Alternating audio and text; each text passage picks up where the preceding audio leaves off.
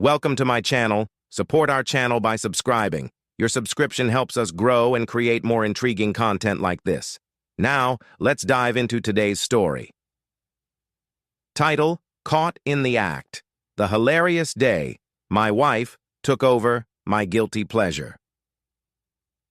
It was a sunny Saturday morning, the kind of morning where everything feels possible. Birds were chirping outside, sunlight poured through the kitchen window, and the aroma of freshly brewed coffee filled the air. Ethan stood in the kitchen, expertly balancing a tray with 2 plates of pancakes topped with strawberries and whipped cream. He had a plan. A breakfast-in-bed surprise for Lila, his wife. With a smug grin, he thought about how impressed she'd be. Lila, his ever-practical wife, often teased him for his romantic gestures, but secretly Ethan knew she loved them. He tiptoed up the stairs, careful not to make the old wooden steps creak. As he approached their bedroom, he heard something strange. It was faint at first, but as he got closer, the sound became clearer. Laughter. High-pitched, overly dramatic laughter, followed by gasps, cheers, and even a groan of frustration. Confused, Ethan paused. Was Lila on a call with one of her friends? He tilted his head, trying to make sense of the noise. And then he heard it. The unmistakable theme song of Ultimate Bake-Off Drama, blaring from their TV. His eyes widened in disbelief. This couldn't be happening. Lila had always rolled her eyes at his love for reality TV shows, especially ones as over-the-top as Bake-Off Drama. She'd call them frivolous and predictable, insisting she preferred documentaries or heartfelt indie films. Ethan couldn't believe his ears. Balancing the tray with one hand, he slowly pushed the bedroom door open with the other. What he saw nearly made him drop the tray. There was Lila, sitting cross-legged in bed, still in her cozy flannel pajamas, completely absorbed in the screen. Her hair was tied up in a messy bun, and she held a mug of tea in one hand while the other gestured wildly at the TV. "No, no, no, you're over-whipping the cream, it's going to split," she shouted at the screen, as though the contestants could hear her. Ethan's jaw dropped. Not only was Lila watching his favorite guilty pleasure show, but she was fully invested. "Lila!" Ethan exclaimed, stepping into the room. She froze, her eyes darting from the screen to him. For a moment, they just stared at each other. Then, with the guiltiest smile he'd ever seen, Lila said, "I can explain." But before she could say another word, they both burst into uncontrollable laughter. Ethan set the breakfast tray down on the bedside table and crossed his arms, his expression mock-stern. "So, this is what you do when I'm not around? Secretly binge my favorite guilty pleasure?" he teased. Lila's cheeks flushed, but she couldn't wipe the grin off her face. Okay, you caught me," she admitted, raising her hands in surrender. "But in my defense, it's really addictive." Ethan plopped down on the bed beside her, still shaking his head in disbelief. "Addictive? This is the same show you've been making fun of me for years. You said it was trashy and predictable," he said, feigning outrage. Lila laughed, nudging him playfully. "I'm not proud of it, okay? But once I started watching, I just couldn't stop." Ethan raised an eyebrow. "And how exactly did you start watching?" Lila's face turned even redder. "Fine," she sighed. "It was a couple of weeks ago. You fell asleep early after your work meeting and I couldn't sleep. I was scrolling through the TV and I saw the first episode. I thought, I'll just watch a few minutes. But then, well, one episode turned into 4. Ethan stared at her in disbelief. 4 episodes? On the first night? Lila nodded sheepishly, and Ethan couldn't help but laugh. "You're unbelievable." Lila shrugged. "It's not my fault. The editing is so dramatic, and the contestants are so chaotic. Did you see that guy who tried to bake a 6-tier cake but used salt instead of sugar? I mean, come on, how could I not keep watching?" Ethan's laughter grew louder. "Oh, I remember him. He's a legend. The two of them spent the next few minutes recounting their favorite moments from the show, their voices overlapping in excitement. It was the first time Ethan had seen Lila this animated about something so lighthearted, and he found it utterly endearing. Lila leaned back against the pillows, her expression thoughtful. "You know," she began, "I always thought these kinds of shows were just silly fluff. But now I get why you love them. It's not just about the drama or the baking disasters. It's comforting, like a warm blanket after a long day." Ethan leaned in closer, his curiosity piqued. "Comforting? That's not a word I'd expect you to use for a show you called ridiculous baking nonsense." Lila smirked, tossing a pillow at him. "Don't rub it in. But seriously, there's something therapeutic about it. Watching these people mess up, then get back up and create these incredible cakes or pastries. It's inspiring in a weird way." Ethan chuckled. "See? That's the magic. It's like watching a soap opera, but with more sugar and less heartbreak." He paused, studying her face. "But why the sudden change? You've never been the reality TV type." Lila hesitated, biting her lip. "Well, I guess I've been feeling kind of stressed lately. Work's been insane, and everything just feels so serious all the time. I needed something to take my mind off it, and your silly little show did the trick." Ethan's expression softened. "Lila, you should have told me you were feeling that way. We could have figured something out together." She gave him a small, grateful smile. "I know. I guess I didn't want to worry you. But hey, I'm here now, fully converted to the world of baking chaos." Ethan grinned, wrapping an arm around her shoulders. "You know what this means, right? You're officially a member of the Ultimate Bake-Off Drama Fan Club. No turning back now." "Oh, no," Lila groaned, covering her face with her hands. "What have I done?" Ethan laughed, pulling her closer. "Don't fight it. Embrace the chaos." For the rest of the day, Ethan and Lila stayed in bed, binge-watching the show together. The curtains stayed drawn, the tray of now-cold pancakes sat untouched, and time seemed to melt away. They laughed at the contestants' over-the-top personalities, cheered for their favorites, and groaned at the inevitable baking disasters. Even Charlie, their golden retriever, got in on the action. He curled up at the foot of the bed, occasionally perking up his ears and barking whenever the contestants' arguments grew especially heated. Lila reached down to scratch his head. "Even Charlie thinks this show is chaotic," she said with a laugh. At one point, Ethan turned to Lila with a mischievous glint in his eye. "You know, we could totally do this." Lila raised an eyebrow. "Do what? Join a baking competition." "Why not?" Ethan said, sitting up straighter. "We'd make a great team. I'd handle the creative side, and you could supervise." Lila gasped in mock offense. "Supervise? Wow, such faith in my baking skills." Ethan smirked. "Hey, someone needs to keep me from accidentally using salt instead of sugar." She laughed, throwing a pillow at him. "Fine, but only if I get to wear the chef's hat." "Deal," Ethan said, pulling her into a hug. "Team Bake Off is officially in business." As the credits rolled on the season finale, Lila let out a dramatic sigh. "Well, Ethan, I guess this is our thing now." Ethan laughed, pulling her close. "Finally, welcome to the dark side." Just then, Charlie, ever the opportunist, knocked over the remote with his paw, accidentally starting a new season. The opening theme song blared through the room, and Ethan and Lila exchanged a look. For a moment, they both sat there, frozen. Then, as if on cue, they burst into laughter.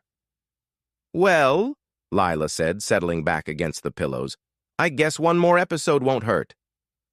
"Or a whole season," Ethan added with a grin. And so their guilty pleasure adventures continued, with Charlie happily wagging his tail at the foot of the bed, ready for whatever baking chaos came next. And that, my friends, is how Lila and I discovered that even guilty pleasures can bring people closer. Let me know in the comments. What's your guilty pleasure, and have you ever caught someone enjoying it too? Don't forget to like, share, and subscribe to the channel for more fun, relatable stories. Thanks so much for watching, and I can't wait to chat with you in the next one.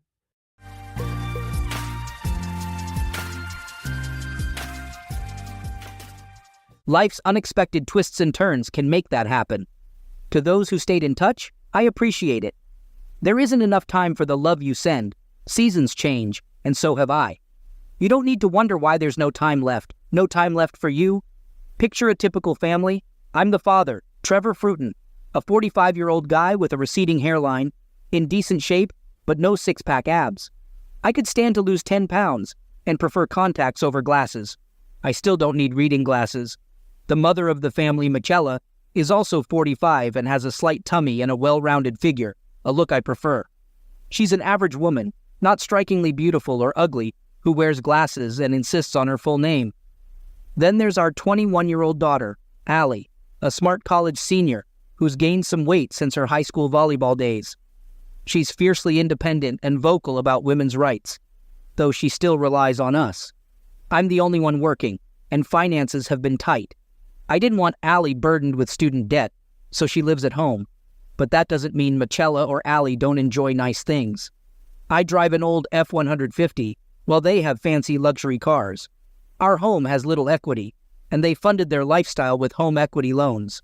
Our neighborhood is like many suburban areas, with occasional block parties.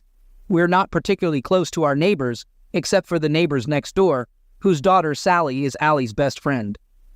After Allie started college, I felt lost. We had spent so much time together, and now there was a void. Even my volunteer work didn't seem to help, so one night I asked her if she was happy. I inquired, "Michela, are you happy?" She replied, "Happy with what?" I continued, "Your life. You've pulled away from me and lost your spark.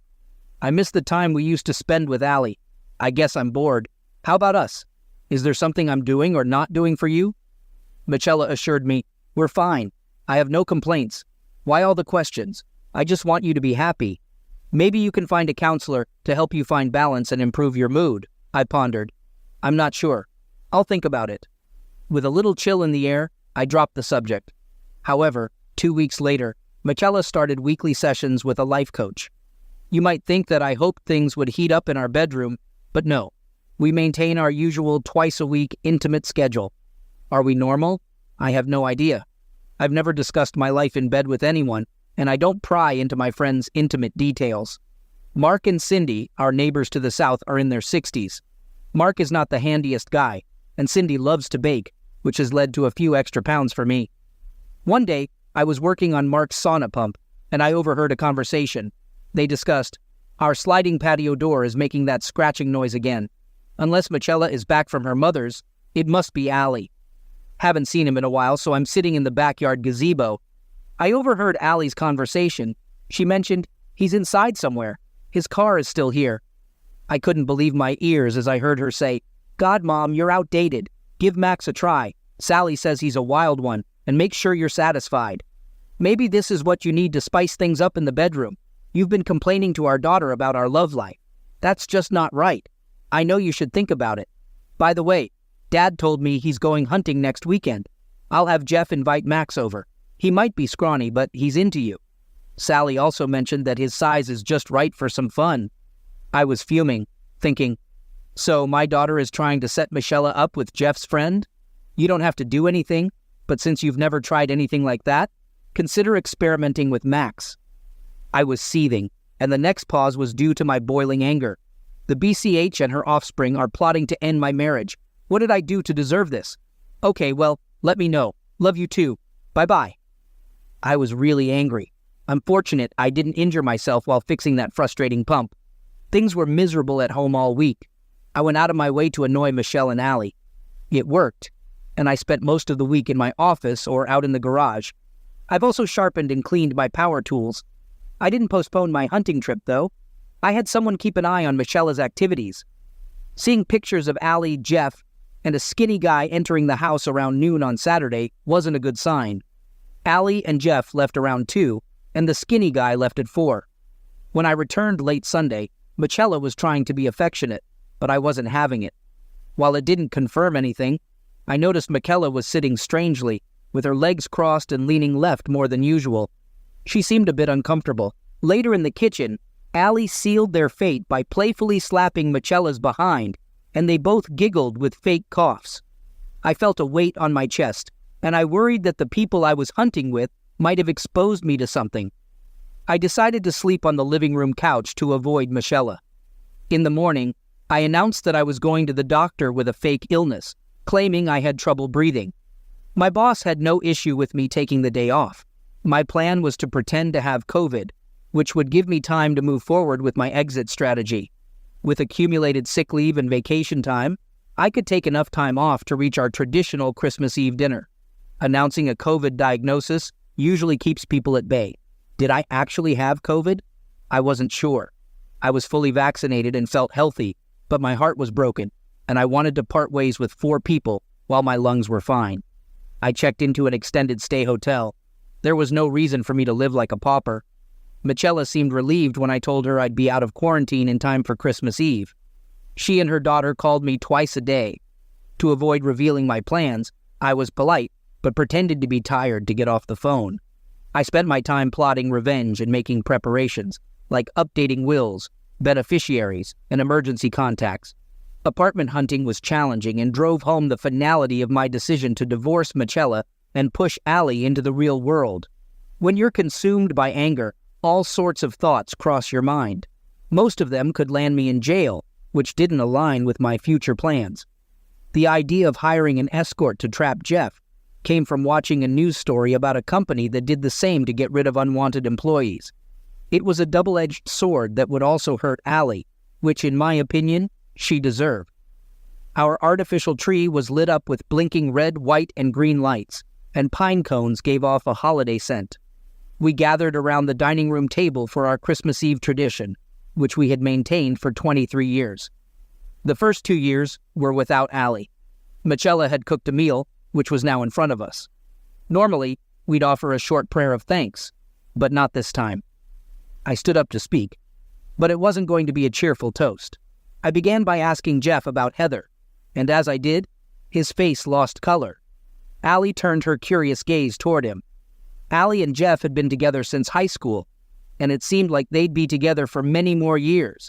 Things were about to change, though. Jeff stammered, claiming he didn't know a Heather.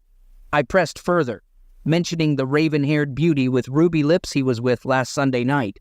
Jeff was as stunned as a deer in headlights. At this point, he resorted to denial, claiming he couldn't recall the name, but his words lacked conviction. I confronted him with an audio clip from my cell phone, where a voice could be heard saying, "OCK, Heather, you're awesome, don't stop. God, I'm CM again." After turning off the recording, it was clear that the voice was Jeff's. Allie went into a rage, accusing him of deception and demanding that he leave. Before Jeff could get up, I stood behind him and pushed him back into his chair. Jeff and I prevented Allie from attacking him. I instructed Michela to take our daughter into the other room and calm her down, explaining that I and Junior were going to have a talk. Michela escorted Allie out of the dining room and into the kitchen. It wasn't done quietly, as Allie's string of 4-letter words echoed off the walls. It only took a few minutes to explain to Jeff how things would unfold. He was to warn Max to stay far away from me, or Max would deeply regret his existence as a man. Jeff understood where he stood and what limited options he had from my perspective. A manila envelope moved, and Jeff agreed to do one last thing for me. I called out to the kitchen, asking Michela to come back in with Allie. They both looked shocked and tearful. Let me explain how I got that recording. Jeff, her name isn't Heather, and I don't know her real name. She's an expensive escort, I must add. I hired her to seduce you and record the encounter. There's also a video if you'd like to watch it. Allie exclaimed, "Daddy, what the hell? You hired her?" I admitted, "I did, sweetie. How does it feel to be betrayed, stabbed in the back?" Michela made a tiny noise, and Allie's eyes briefly darted toward and away from her mother. Both women were in tears. "Jeff, do you have something to say?" I turned on the video mode of my cell phone camera. Jeff stood up, took the folder in front of him, and then addressed Michela. "Michela Fruton, you've been served. As he handed the folder to Michaela, I wasn't sure if she would vomit or faint.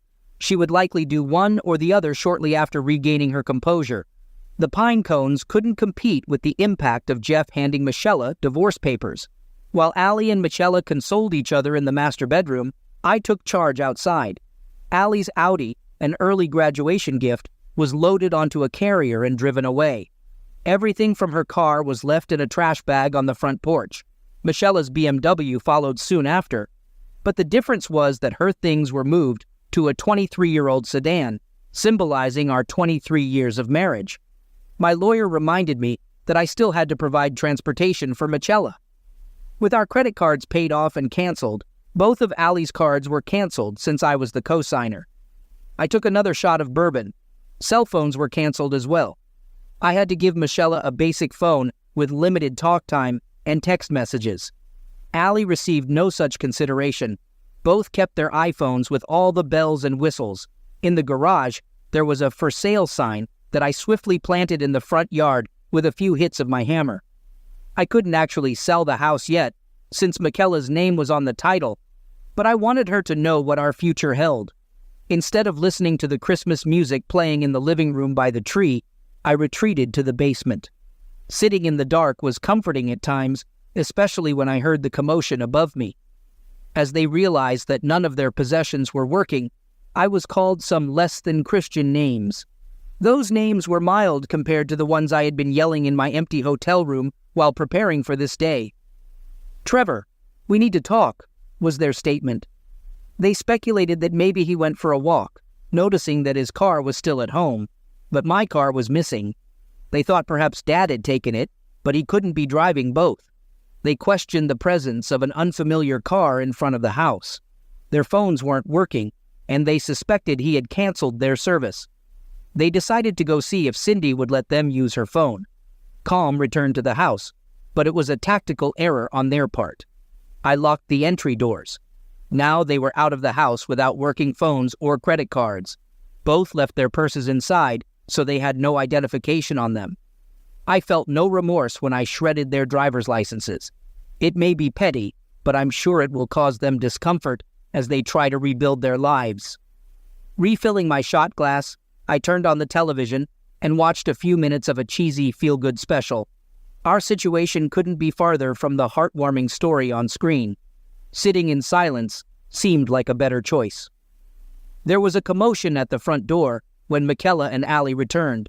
It was then that Michelle's daughter, whom I no longer claimed as my own, realized what was in the trash bag on the porch.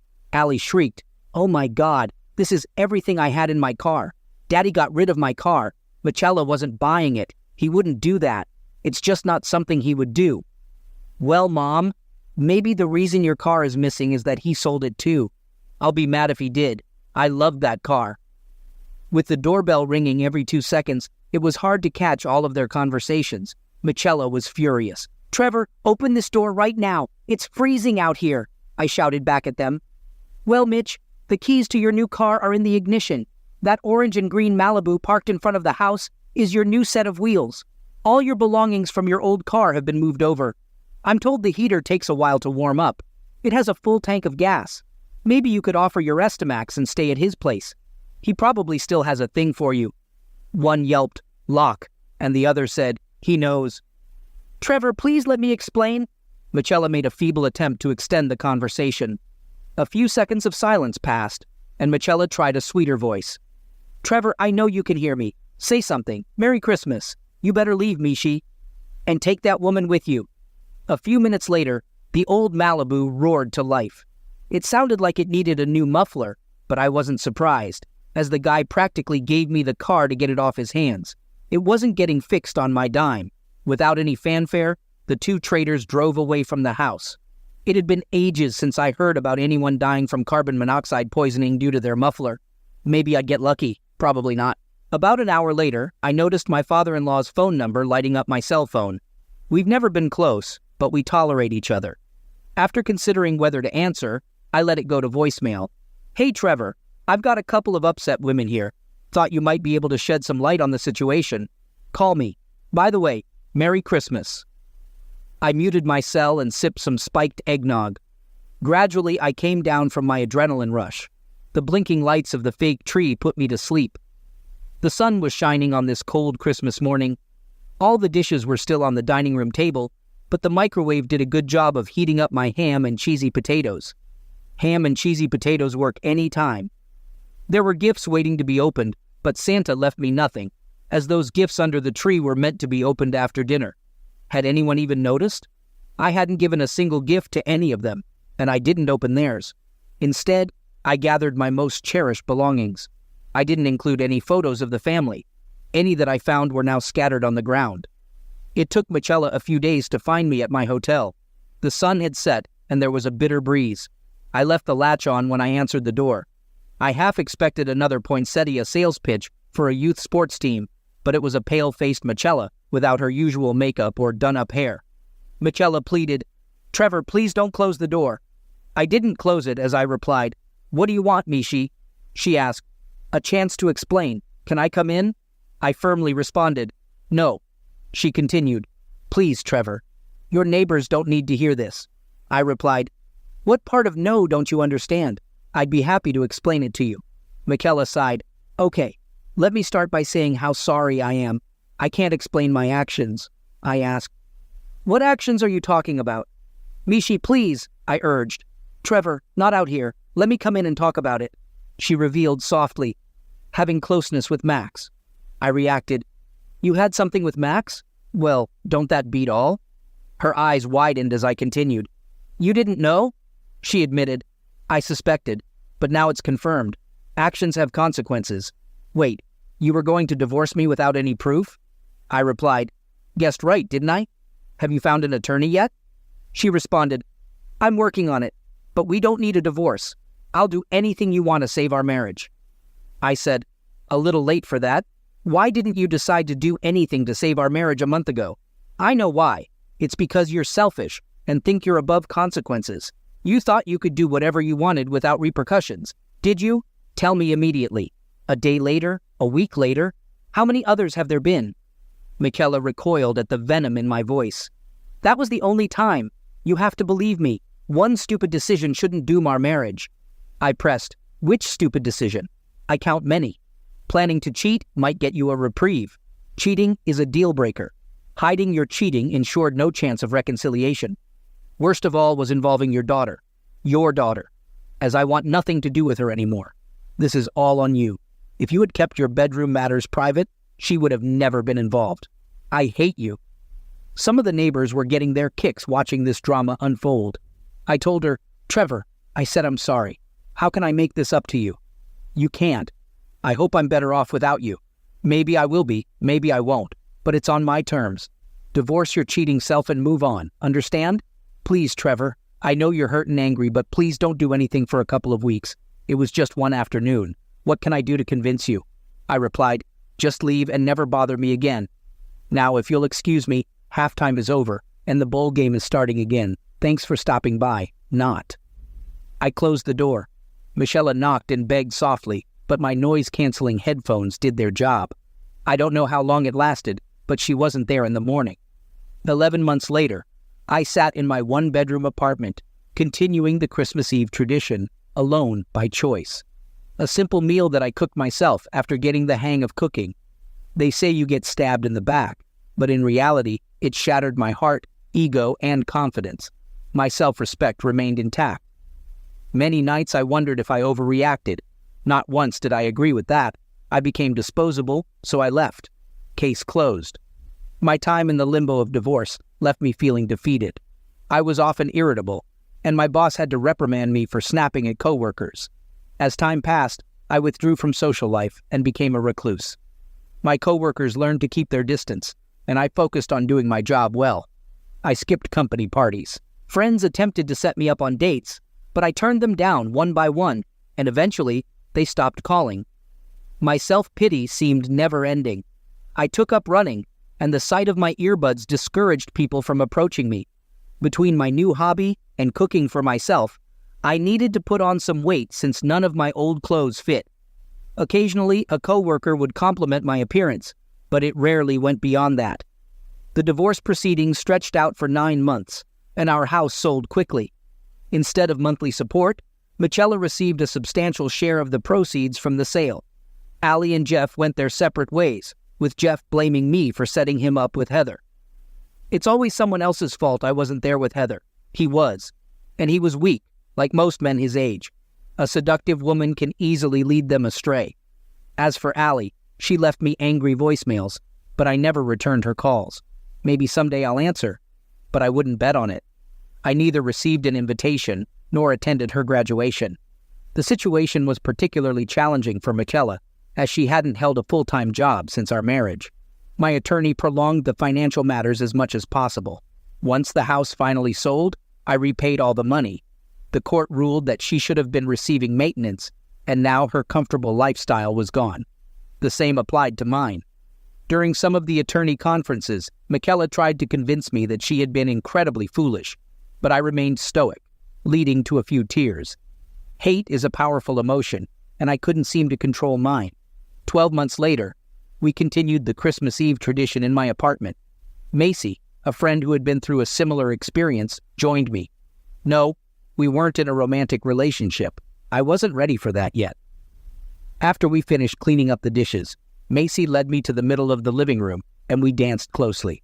At times I missed the warmth of a willing woman against me, but after about 10 songs, Macy wiped away a tear and left.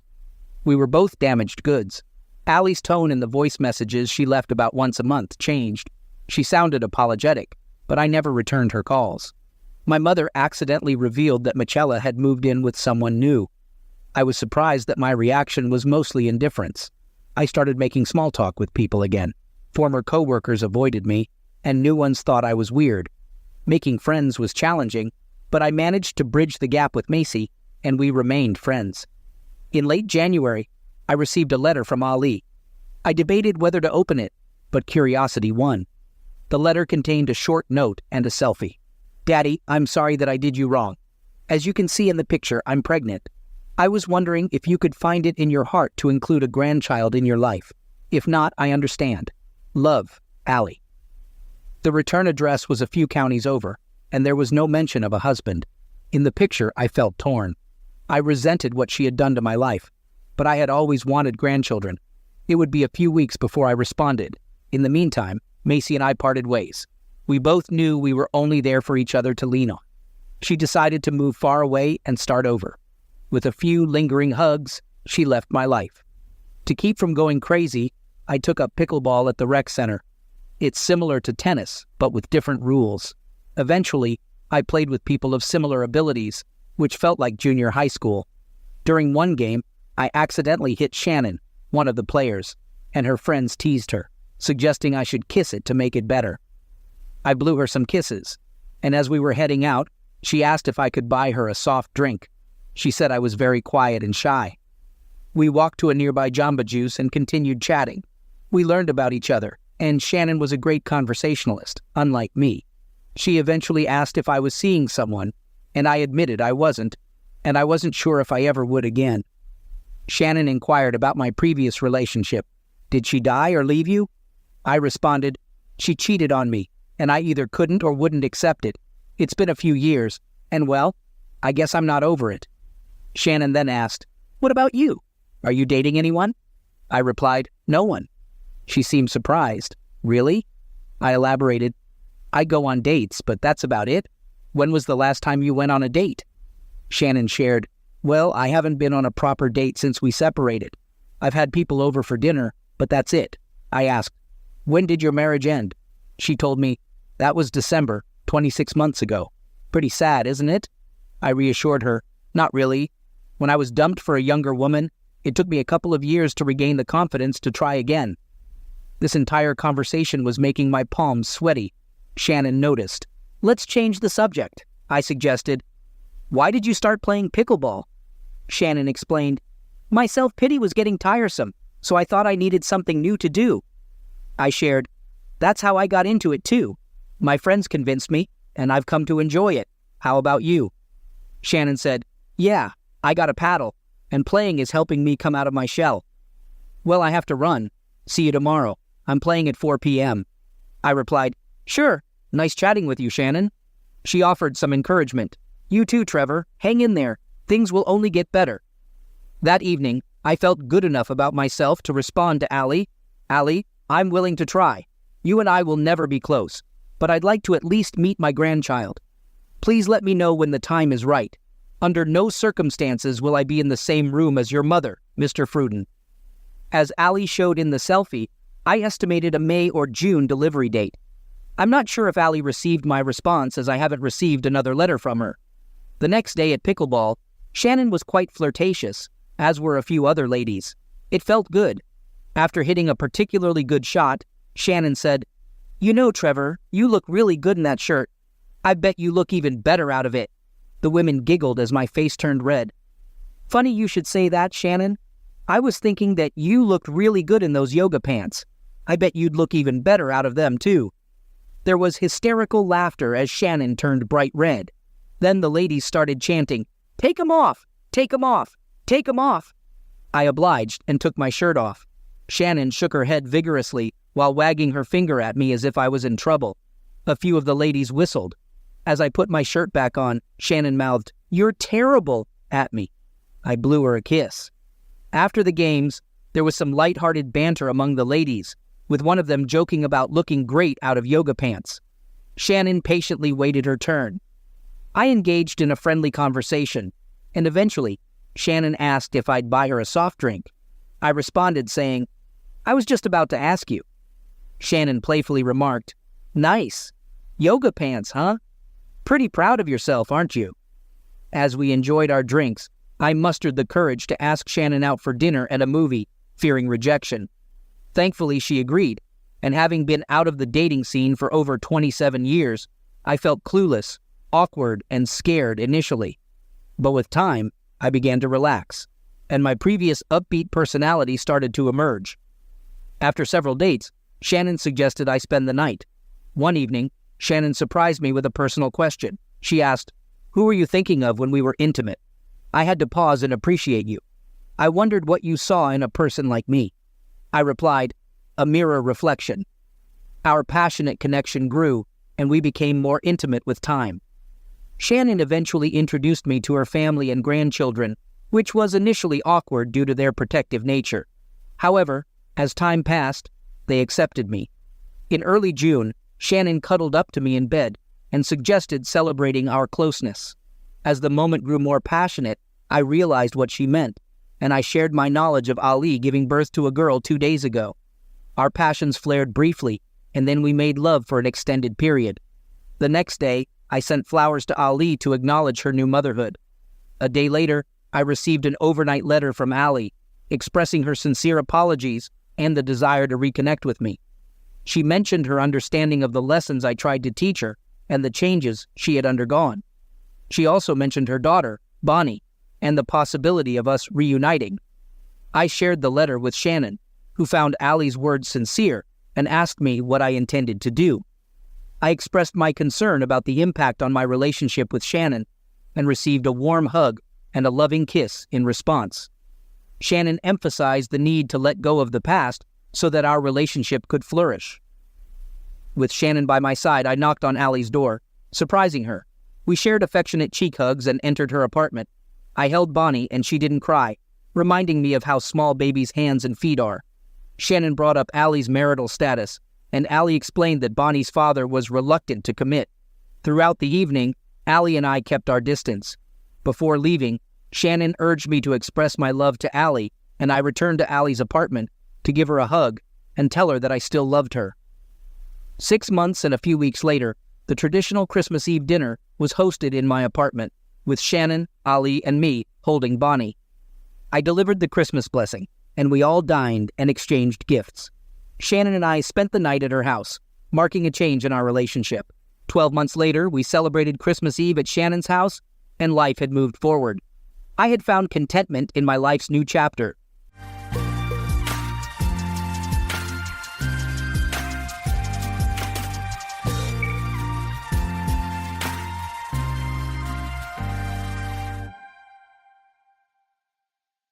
Title: At a charity event hosted by my wife, her lover's wife walked in, wearing my wedding ring. The look on her face told me everything I needed to know. David Miller had always thought of his marriage as the epitome of perfection.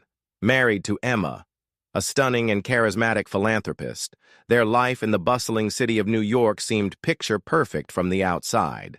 Emma was a woman who could light up any room, especially at high-profile charity events like the one they were hosting tonight at the Plaza Hotel. The event was a grand affair, with glittering chandeliers, elegantly dressed guests, and the hum of refined conversations filling the air. As David stood by the bar, sipping his bourbon, he couldn't help but admire his wife's poise and charm as she moved through the crowd, shaking hands and exchanging smiles with New York's elite. Yet, amidst all the glamour, something felt off. Emma's usual warmth toward him seemed replaced by a strange aloofness, and David noticed her eyes darting nervously across the room, as if searching for someone. A pang of unease settled in his chest, but he brushed it off, telling himself that she was merely overwhelmed by the scale of the event. Little did he know, the perfect facade of his marriage was about to crack wide open in a way he could have never anticipated. As David lingered near the bar, his unease grew sharper, like a faint but persistent itch he couldn't ignore.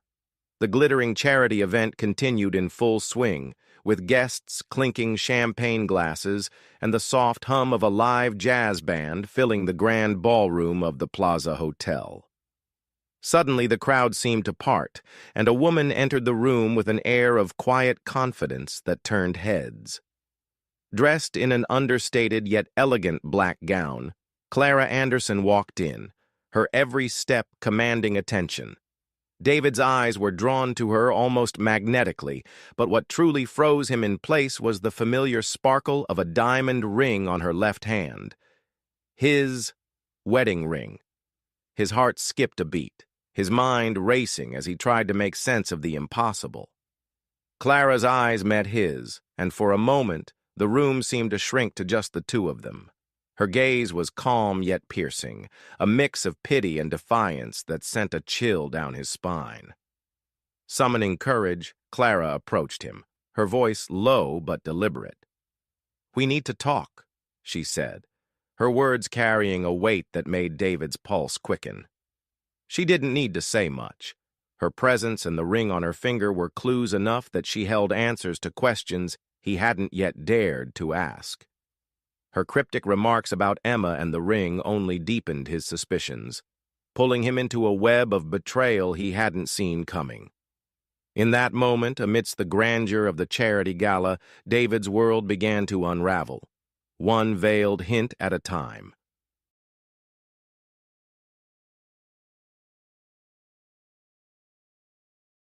David's pulse quickened as Clara's cryptic words echoed in his mind. Determined to uncover the truth, he followed her through the lavish halls of the Plaza Hotel, leaving behind the bustling charity gala. They found a quiet corner in a side lounge, the muted light casting long shadows on the room's ornate decor. Clara's poised exterior began to crack as she sat down, her fingers nervously tracing the outline of his wedding ring. "Your wife and my husband," she began, her voice trembling with anger and pain. She explained how her husband, a successful real estate mogul named Richard Anderson, had given her the ring, a twisted trophy of his affair with Emma.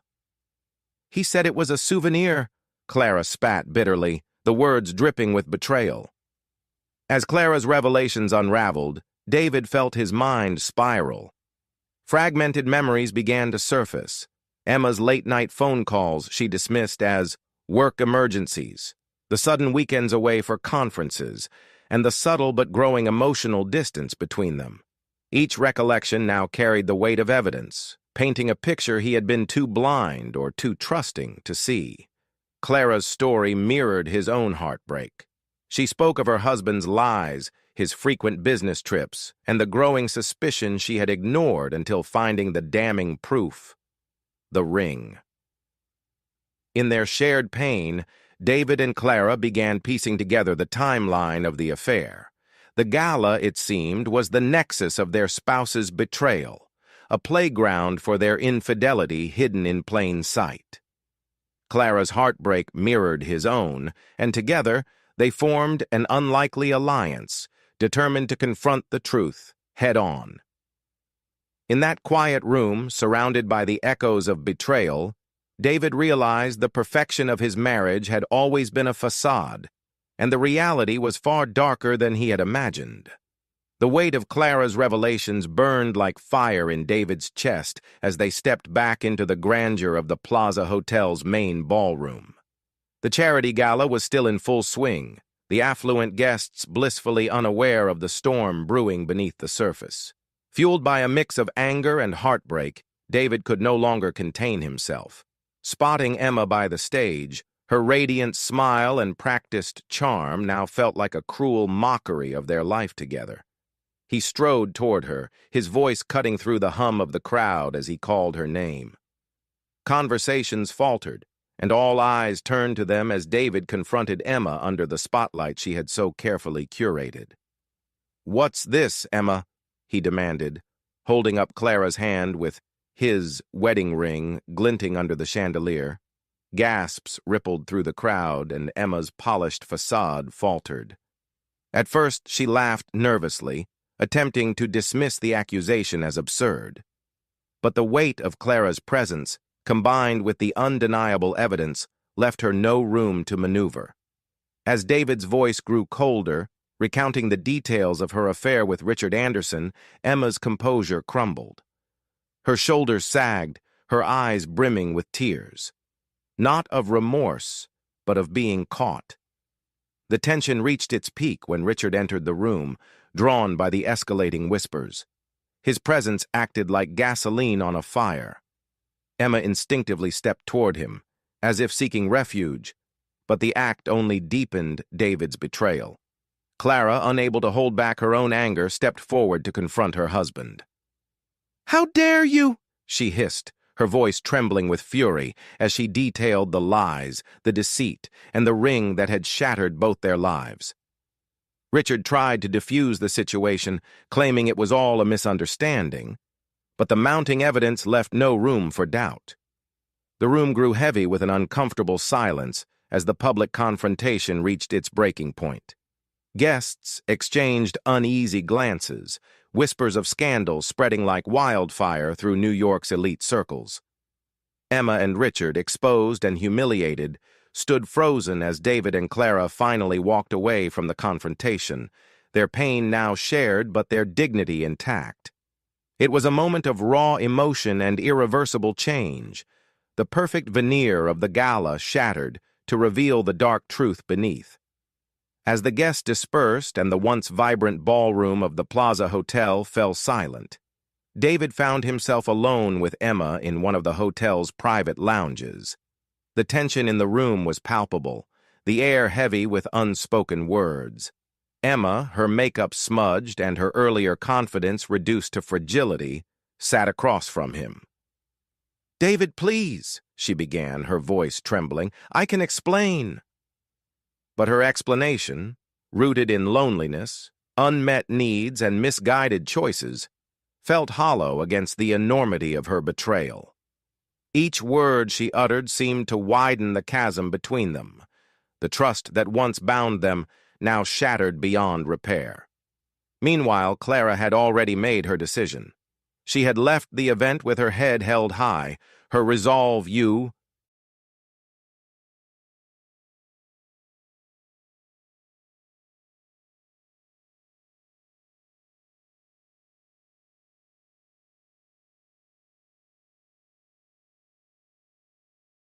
unshaken. In the back of a yellow cab navigating Manhattan's glittering streets, she texted Richard a single message: "We're done." Her decision to leave was swift but firm, born out of the clarity that there was no salvaging a relationship built on lies. For David, however, the choice was far murkier. As Emma's pleas turned to tears, he wrestled with conflicting emotions. Should he attempt to rebuild what had been destroyed? Or was this the end of a chapter he had once thought would last forever? His thoughts spiraled as he replayed moments from their marriage, the shared laughter, the quiet nights, the growing silences that he had ignored. Had he been blind to the cracks all along? Or had Emma's betrayal simply exposed the truth? That their marriage had been a facade, a carefully curated image for the world to see.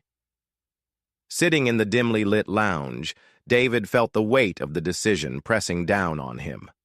The fallout of the night had left him raw and broken, yet he also felt a strange sense of clarity.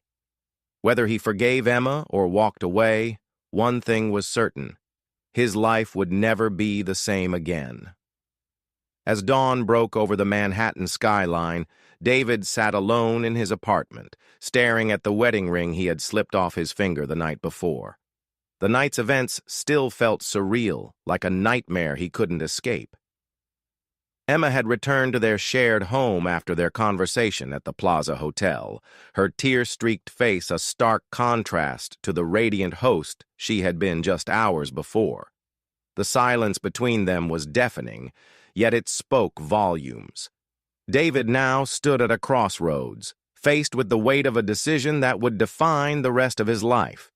In one version of this ending, David chooses to separate from Emma, the betrayal too deep to mend. In a symbolic act of closure, he leaves the wedding ring on the kitchen counter before walking out of the apartment, the cool morning air offering a bittersweet sense of freedom. This decision, while painful, becomes a testament to his self-respect and unwillingness to live a life built on broken vows.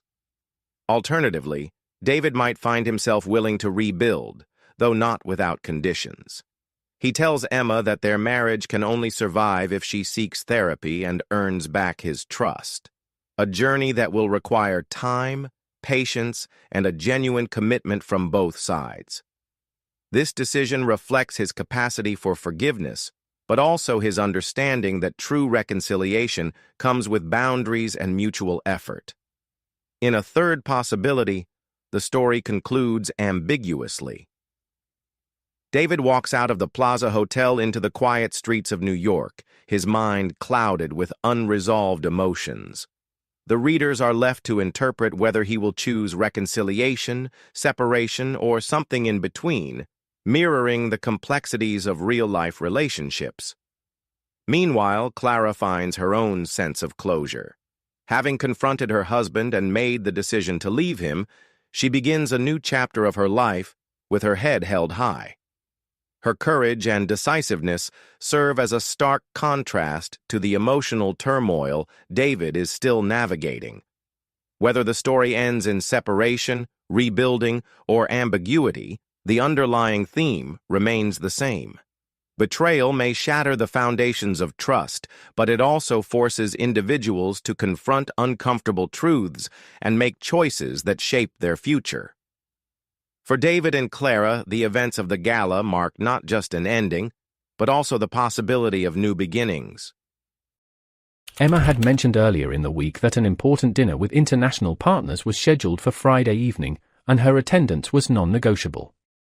She explained that it was an excellent opportunity to make a strong impression on senior management and potentially secure a promotion. I listened quietly, nodding as she spoke. Emma had always been ambitious, and her dedication to her career was one of the things I respected about her. I had my own plans for the evening, spending a few hours in the garage working on the old motorcycle I'd recently started restoring. As Friday evening approached, Emma spent considerable time in front of the mirror. She carefully selected her outfit, adjusted her makeup, and tried on different accessories. Her dress was elegant, understated yet sophisticated, the kind of attire one would expect at a high-profile business dinner. Before leaving, she showed me the official invitation, as if to underline the formality of the event. I simply nodded and wished her luck. She left around 6 in the evening, and I went down to the garage, toolbox in hand, ready to lose myself in the hum of machinery and the scent of engine oil. Time passed quickly as I worked. The rhythmic sound of metal tools against metal components was oddly soothing. Around 9, my phone buzzed with a notification. Emma had sent me a photo from the restaurant, a beautifully arranged table, gourmet dishes, and a glass of wine gleaming under the soft lights. I smiled slightly and went back to my work, satisfied that she seemed to be enjoying herself. An hour later, I decided to check in. I sent her a quick message asking how things were going. Her reply came a few minutes later. Everything was going smoothly, and the partners were far more personable than she'd expected. Her words felt genuine, and there was no reason to suspect otherwise. I placed my phone aside and continued working on the stubborn bolts of the motorcycle's engine. By 10, something urged me to call her. I don't know if it was intuition or just curiosity, but I dialed her number. Emma picked up almost immediately. Her voice was steady, but there was an edge to it, as if she were distracted by something in the background. I could hear faint music and the low hum of many voices, blending together in a distant murmur. She explained that the negotiations were intense, and she had stepped away to the restroom with some of the girls for a short break. She assured me everything was fine, though her tone felt slightly off, not nervous, but restrained. As we spoke, I caught a glimpse of movement on her video call. The vague silhouette of a man passed briefly in the background. It was too fleeting to make anything of it. After we hung up, I tried to shake off the odd feeling that lingered. I went back to the garage, but my focus had shifted. The nuts and bolts felt more stubborn than before, and I found myself glancing at my phone every few minutes. At around 11, Emma sent me a short video. In it, she was seated at the table, laughing as an attentive waiter presented a dessert platter with an elaborate flourish. Her expression was relaxed, and the scene seemed perfectly normal. The doubts that had been creeping in began to dissipate. If something was wrong, surely it wouldn't look this natural. Shortly after midnight, Emma texted again. She explained that the dinner was dragging on because one of the clients was a wine enthusiast and insisted on discussing every detail of the project over multiple glasses. Her message carried a mix of humor and mild exasperation, and it felt like her usual tone. She promised she wouldn't be too late, but by then, I had already resolved to wait up for her. It was nearly 2:30 in the morning when I heard the car pull into the driveway. I met her at the door. She looked tired but composed, her posture straight and her movements deliberate. There was a faint wine stain on the hem of her dress, which she casually dismissed as the result of a clumsy colleague's mishap. Her hair was slightly tousled, but nothing out of the ordinary for someone who had spent hours at a crowded dinner table. As she walked past me, a faint trace of expensive men's cologne lingered in the air. It was subtle, almost imperceptible, and I immediately reasoned that it could easily have come from one of the executives she'd been seated near. Emma must have noticed my slight hesitation because she sighed and went on to explain. She described how the entire room was filled with an overwhelming mixture of colognes, perfumes, and the lingering scent of wine. The combination had been so intense that it nearly made her nauseous at one point. To back up her claim, she even showed me a group chat with her female colleagues, where they had been exchanging messages about the most overpowering and unpleasant scents they had encountered during the evening. One text, in particular, joked about a specific cologne being a biohazard in a bottle. I nodded slowly as she spoke, her explanation aligning with her usual candid honesty. Emma recounted the evening briefly, mentioning how one of the senior clients had expressed interest in launching a collaborative project. Her voice was steady, her gaze unwavering. I nodded along as she spoke, not interrupting, not probing for unnecessary details. There was nothing in her demeanor that suggested guilt or dishonesty. The next morning, I woke up earlier than usual and went straight to the kitchen for coffee. Emma was already there, speaking softly into her phone. Her back was to me, and I caught just a fragment of her conversation. "It was nice talking to you last night." Her tone was casual, almost cheerful, but the words stuck with me. When she noticed me, she ended the call quickly, turning to greet me with a warm smile. "Good morning," she said, pouring me a cup of coffee. "How's the motorcycle coming along?" I studied her for a moment before answering. Everything about her seemed perfectly normal. Her movements were fluid, her smile genuine. There was no hesitation, no faltering under my gaze. I responded casually and sipped my coffee, letting the moment pass without confrontation. The rest of the day unfolded without incident. Emma busied herself with chores and emails, while I retreated to the garage again. My mind occasionally drifted back to dinner, to the phone call, to the faint smell of cologne and the fleeting silhouette on her screen. Yet none of these things amounted to anything concrete. Emma had always been honest, dependable, and dedicated to her work. The dinner made sense. The circumstances checked out. There was no clear reason to doubt her. And yet, a faint unease remained, a subtle shadow in the corner of my mind that refused to fade entirely. Emma had mentioned earlier in the week that she was planning to go to a fitness session with her friend after work on Friday. She had recently purchased a membership at an upscale fitness club, and according to her, the workouts there weren't just about physical exertion, they were a way to clear her head and reset mentally. I didn't question it. Emma had always been disciplined when she committed to something new, and this wasn't out of character for her.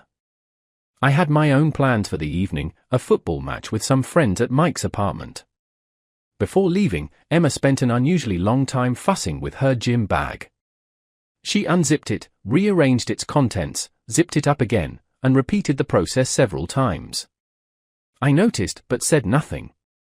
Just as she was about to step out the door, she paused, smacked her forehead lightly, and announced she'd forgotten her sneakers. She darted back upstairs, returned a few minutes later, gave a quick wave, and headed out. As she walked away, I caught a glimpse of her leggings. They were brand new, sleek, and stylish, more suited for a photo shoot than a grueling workout. I shrugged it off. Women often dressed well even for mundane activities. The match started, and I got absorbed in the game, surrounded by laughter, beer bottles, and the loud commentary from the TV. Around 8 o'clock, my phone buzzed. It was a message from Emma, a photo from the gym locker room. The picture showed a row of lockers, a bench, a plastic water bottle, and her reflection faintly visible in the mirror. The accompanying text was brief, something about a tough run on the treadmill and feeling exhausted. I replied with a simple okay, and returned to the match. An hour or so later, during halftime, I felt the urge to check in again. I called her. She picked up immediately, her voice steady but low, as if she was trying not to be overheard. In the background, I could hear faint voices, but no music or the typical sounds of a busy gym, no clanking weights, no whirring of treadmill belts. She explained that she was in the far locker room, where it was always quieter.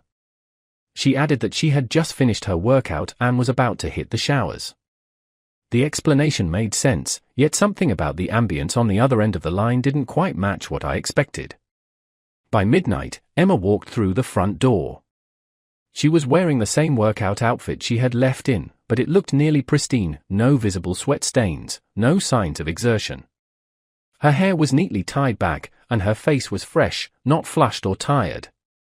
She walked into the kitchen, grabbed a bottle of water from the fridge, and sat down at the table. I followed and sat across from her. "How was the workout?" I asked casually. She smiled, took a sip of water, and started recounting her evening. She talked about the treadmill, the different workout sets, and how her friend Sarah had pushed her to keep going when she wanted to stop. Her words flowed easily, and there were no awkward pauses or hesitations. But as she spoke, my eyes wandered to the gym bag sitting by her feet. It looked unusually light for a bag supposedly stuffed with sweaty clothes, towels, and gym essentials. The zipper on the bag was slightly open, and I could see a glimpse of what was inside: clean, neatly folded leggings and a spare top. My brow furrowed slightly. "Your bag seems pretty light," I said casually, trying to keep my tone neutral. Emma didn't miss a beat. "I forgot my towel in the gym's drying room," she said confidently. "That's probably why it feels lighter." Her explanation was quick and precise, but it felt rehearsed, like she'd anticipated the question. Before I could say anything else, she pulled out her phone and showed me a short video. In it, she was sitting on a bench in what was clearly a gym locker room. She was laughing, slightly disheveled, and taking a sip from her water bottle. Behind her, rows of lockers and gym bags were visible. The person filming, presumably Sarah, was off camera but could be heard joking about Emma's exhausted face. The video was convincing. If it was staged, it was well done. I nodded and leaned back in my chair. Emma didn't stop there. She dialed Sarah right in front of me, put the phone on speaker, and waited. Sarah answered almost immediately, her voice bright and casual. "Hey, Sarah," Emma said. Alex was just asking about our workout earlier. Oh, yeah. Sarah responded enthusiastically. Emma killed it tonight. We were both dying by the end of it. Honestly, I don't know how we even made it through the last set. The conversation was short, light-hearted, and didn't sound forced. When the call ended, Emma put down her phone and looked at me with a small smile. See? Just a normal gym night, she said lightly. I nodded again, leaning back in my chair. Her story checked out. There were no visible cracks in her narrative, no mismatched details. And yet, something still didn't sit right with me. It wasn't the words, or even her actions, it was just a faint feeling, like an itch in the back of my mind that I couldn't quite scratch. I stood up, stretched, and let out a breath. All right, I said, letting my tone relax. Let's drop it. But Emma, you've been acting a little strange lately. She tilted her head slightly, her smile softening. You know, I continued, meeting her gaze, if something ever happens, if there's ever something I need to know, I'll find out. You understand that, right? Emma nodded slowly, her eyes locked onto mine. I understand, she said softly. Don't worry. Everything's fine. Her words were calm, her demeanor steady. But as I turned away and walked back to the living room, that faint unease lingered. It was a quiet, nagging presence, impossible to fully dismiss. Emma mentioned in the morning that she had an important client meeting scheduled at the office later that evening. She explained that negotiations might stretch late into the night, so I shouldn't expect her home for dinner. I nodded absent-mindedly, my eyes glued to the spreadsheet on my laptop. I was buried in my own project deadlines and didn't give much thought to her plans. Emma had always been professional and dedicated when it came to her work, and late meetings weren't unusual for her. As evening approached, around 7, Emma sent me a photo of the conference room. The image showed a long, polished table, a glass of water, an open laptop, and rows of empty chairs. Her accompanying message was brief: the client is running late, but I'm already here. We'll start any minute now. It seemed normal, routine even. I sent back a short okay, and turned my attention back to my work. Hours passed, and the silence in the apartment felt heavier as the night wore on. At around 10 o'clock, I leaned back in my chair and decided to call her. She answered almost immediately, her voice low and steady. In the background, faint voices could be heard, but there was no distinctive noise one might associate with a busy office negotiation, no overlapping chatter, no clinking glasses, no rustle of papers. Emma explained that she was sitting in the corner of the conference room, keeping her voice down while the client wrapped up his remarks. She sounded calm, almost rehearsed, but I didn't push further. I simply said, understood, and ended the call. Just before midnight, Emma texted again, finally done. Heading home now. An hour later, the sound of her keys in the front door lock broke the stillness of the night. She stepped inside confidently, dropped her handbag near the entrance, and walked straight to the kitchen. I was already there, sipping on a cup of tea. She looked composed, her hair still neatly styled, her makeup flawless, her white blouse crisp and nearly wrinkle-free. The only anomaly was a small stain on the cuff of her blazer, but it was so faint that I barely registered it. How did it go? I asked, keeping my eyes on my cup. Emma launched into a detailed summary of the evening. She described how the client had been unusually meticulous about the terms of the contract, how the back-and-forth discussions had dragged on until the office was nearly empty. Her tone was smooth, her words precise. There were no gaps, no stumbles. Yet, as she spoke, my eyes drifted to her handbag by the door. It looked oddly light for a bag that was supposedly carrying documents and possibly a laptop. Your bag seems pretty light, I remarked casually. Emma barely hesitated. I left the documents at the office, she said. It was late, and I didn't want to carry everything back home. I'll pick them up tomorrow. Her delivery was sharp and confident, but something about the explanation felt practiced. She reached into the fridge, pulled out a bottle of water, and took a sip. Her movements were fluid, controlled. I decided not to press further. The answers had been given, and pushing would only escalate things unnecessarily. I finished my tea, stood up, and walked to the bedroom. The next morning, while reaching into our shared wardrobe to grab my jacket, something caught my attention. Wedged into the corner of one of Emma's blazer pockets was a crumpled receipt. Without thinking, I pulled it out and unfolded it. It was from a coffee shop, time-stamped right around the time Emma was supposedly in the middle of her client meeting. The receipt listed 2 coffees and a croissant. At breakfast, I placed the receipt calmly on the table between us. 2 coffees and a croissant? In the middle of late-night negotiations? I asked, my voice steady, void of accusation. Emma looked down at the receipt, then back up at me. Her expression didn't waver. The client was late, she said. I grabbed a quick bite with a colleague while we waited. The conference room was freezing, and we had time to kill. Her explanation was smooth, her voice measured. She met my gaze directly, without flinching. I leaned back slightly, studying her face, searching for any crack in her composure. There was none. I nodded slowly and reached for my coffee cup. But I wasn't done. And your makeup? I said after a pause. It looks fresh. Like you just got ready, not like you spent hours in a tense meeting. Emma smirked faintly and shook her head. Good makeup, Alex. It's not rocket science. Besides, are we really doing this? This feels like a police interrogation. Her attempt at humor didn't quite land. The smile was there, but it felt controlled, deliberate. I said nothing more. I drank my coffee, set the cup down, and got up to wash it in the sink. Later that day, the conversation still weighed on me. I decided to call an old acquaintance who worked in the same industry. We exchanged pleasantries, talked about work, and eventually, I brought up the client Emma had mentioned. Yeah, that meeting, he said casually. Tough negotiations, I heard. They were in the office until pretty late. Must have been exhausting. His words settled something inside me. The timeline matched, the details checked out. If there had been any inconsistencies or oddities about Emma's story, they didn't seem to have made their way into the professional circles. I hung up the phone and let out a breath I didn't realize I was holding. The knot in my chest loosened slightly.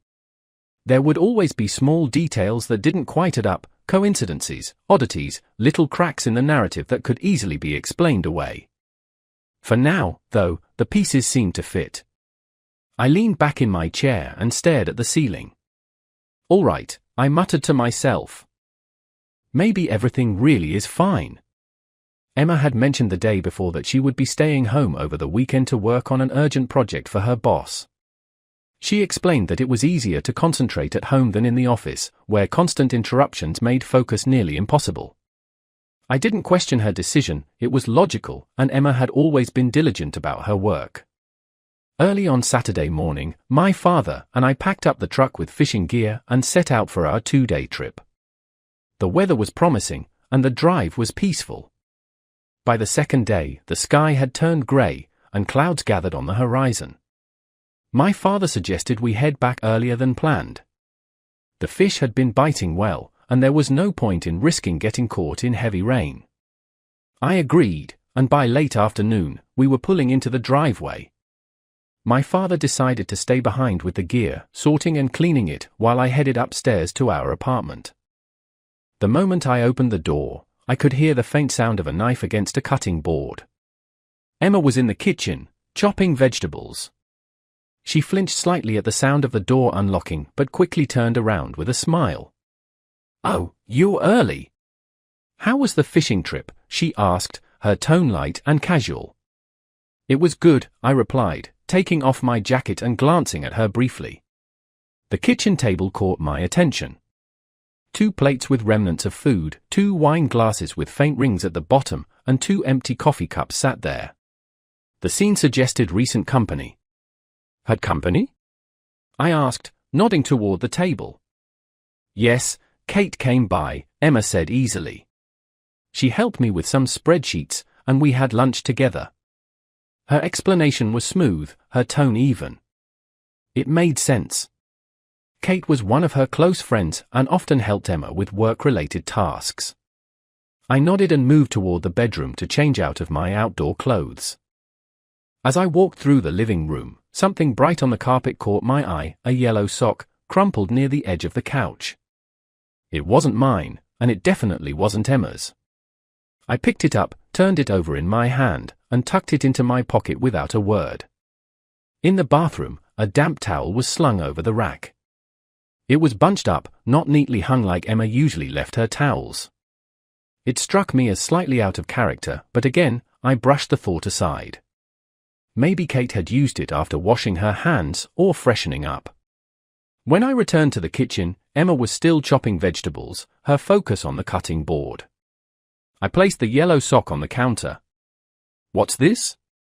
I asked casually. Emma glanced over, her brow furrowing slightly before her expression cleared. "Oh, that's Kate's." She came over straight from yoga and must have left it behind when she changed out of her workout clothes. She said she was in a hurry. Her answer was quick and confident. I considered it for a moment and then shrugged. It was plausible. Kate was known for being scatterbrained sometimes, and forgetting something as small as a sock wasn't unusual for her. The evening carried on without any tension. Emma cooked dinner, and I helped set the table. As we ate, she casually mentioned that her boss had called earlier. Apparently, if she completed her project on time, there was a good chance she'd be considered for a promotion. Her voice was steady, and her expression was composed. I nodded, congratulating her lightly. Later, while Emma was tidying up the kitchen, I overheard her talking on the phone. Her voice was bright and cheerful, and I caught snippets of her conversation. "Kate, thanks again for helping out. Honestly, I don't know what I would have done without you. And that wine you brought? Perfect. Yeah, the spreadsheets are all sorted now." Her tone was relaxed, and her laugh was genuine. It sounded like an ordinary conversation between friends. I returned my attention to the news on my phone and didn't think much more about it. After dinner, Emma and I settled into our usual evening routine. She went back to her laptop to finalize some details on her project, and I spent some time watching TV. Everything felt normal, routine. When I eventually got up to put away the dishes, I noticed the yellow sock still sitting on the hallway console table. I picked it up and placed it neatly on the edge, figuring Kate would probably swing by soon to collect it. The next morning, just as I was finishing breakfast, the doorbell rang. It was Kate. She greeted me with her usual cheerful demeanor and immediately spotted the sock. "Oh my gosh, there it is," she said with a laugh, picking it up. "I knew I left it somewhere. I swear I'm the most forgetful person alive." I chuckled lightly and nodded as she waved goodbye and disappeared down the hallway. Emma appeared in the doorway, coffee cup in hand. "Told you it was Kate's," she said with a playful smile. "Yep, you did," I replied simply. The day carried on as usual. Emma went back to her project, and I spent some time cleaning up the garage. The details of the previous evening, the sock, the towel, the conversation, all fit into a neat little narrative. There was no lingering doubt, no unexplained gaps. It started with good news. Emma came home late one Friday evening, slightly unsteady on her feet and flushed from alcohol. She kicked off her heels at the door, holding a bottle of expensive champagne in one hand and her purse in the other. Her smile was wide, and her eyes sparkled with excitement. "Guess what?" she said, leaning against the doorframe. I looked up from the TV, mildly surprised. "What happened?" "I got promoted." "Again?" she exclaimed, throwing her arms in the air triumphantly. "We celebrated at the office, but now I'm home, and we're celebrating together." I stood and walked over to her, offering a congratulatory hug. Emma had always been ambitious and driven, so a promotion wasn't entirely unexpected. But there was something about her demeanor, her excitement felt almost exaggerated, her energy a bit too manic. Still, I pushed those thoughts aside and joined her in a toast. The following week passed uneventfully. Emma seemed focused on her new responsibilities, working late and occasionally leaving early in the morning for meetings. I didn't think much of it. Success demanded sacrifices, and she had always been ready to make them. But things took a sharp turn one Thursday evening when my phone rang. It was one of Emma's colleagues, a guy I'd met briefly at an office Christmas party. He was awkward, overly formal, and always seemed to sweat even in air-conditioned rooms. I answered, curious about why he was calling me. "Alex, we need to meet. It's about Emma. It's important." His voice was serious, almost urgent. "Can't you just tell me over the phone?" I asked, glancing at the clock. "No. This isn't something I can explain here. Meet me at O'Malley's bar in an hour. Please." I hesitated, then agreed. I told Emma I needed to run an errand, something about dropping off a screwdriver at my dad's place. She barely acknowledged me, engrossed in her laptop and a pile of papers. At the bar, the colleague was already there, nervously drumming his fingers against a glass of soda. I sat down across from him. "What's this about?" I asked. He looked around, making sure no one was listening, then leaned forward. "Do you know what your wife does with her boss?" I froze for a moment, my expression neutral. "No." "Enlighten me." "She's been promoted 3 times, Alex. 3. In less than a year. Do you think that's normal? People in our office wait years for just one promotion. And Emma? She's climbing the ladder like it's an escalator." I didn't respond. He reached into his coat pocket, pulled out his phone, and unlocked it. What he showed me made my stomach drop. On the screen was a video. A shaky, low-quality recording, but the content was unmistakable. Emma, on her knees, in her boss's office, performing something that left little to the imagination. I stared at the screen, my face devoid of emotion. When the video ended, he pocketed his phone and leaned back in his seat. That's how she's earning those promotions. And while we've been breaking our backs for scraps, she's been. Well, you've seen it yourself. I stayed silent, processing what I'd just seen. But, he continued, there's a way to fix this. If you want revenge, real revenge, we can set her up. We can make sure she gets caught, publicly humiliated, and fired. All you have to do is play along and not tip her off. The idea was simple, but effective. He'd plant evidence, subtly sabotage her work, and expose her relationship with the boss at the most critical moment. She'd be left with nothing. I considered it. It was cold, calculated, and efficient. I nodded. Okay. Let's do it. I left the bar without another word, got into my car, and drove home. Emma was already asleep when I arrived, curled up on her side of the bed. I stood in the doorway for a moment, studying her face, the face I thought I knew so well. Carefully, I walked over to her nightstand and picked up her phone. It was locked, but I knew her passcode. Emma had always been predictable in that way. I navigated through her apps until I found one I didn't recognize, an encrypted messaging platform. Inside, there was a hidden chat. What I read confirmed everything. Emma and her boss had been meticulously planning every detail. The fake dinner with clients, the staged gym visit, even the conveniently forgotten yellow sock, all of it had been orchestrated. They mocked me openly, congratulating each other on how easily I had accepted their excuses. That first fake dinner was genius.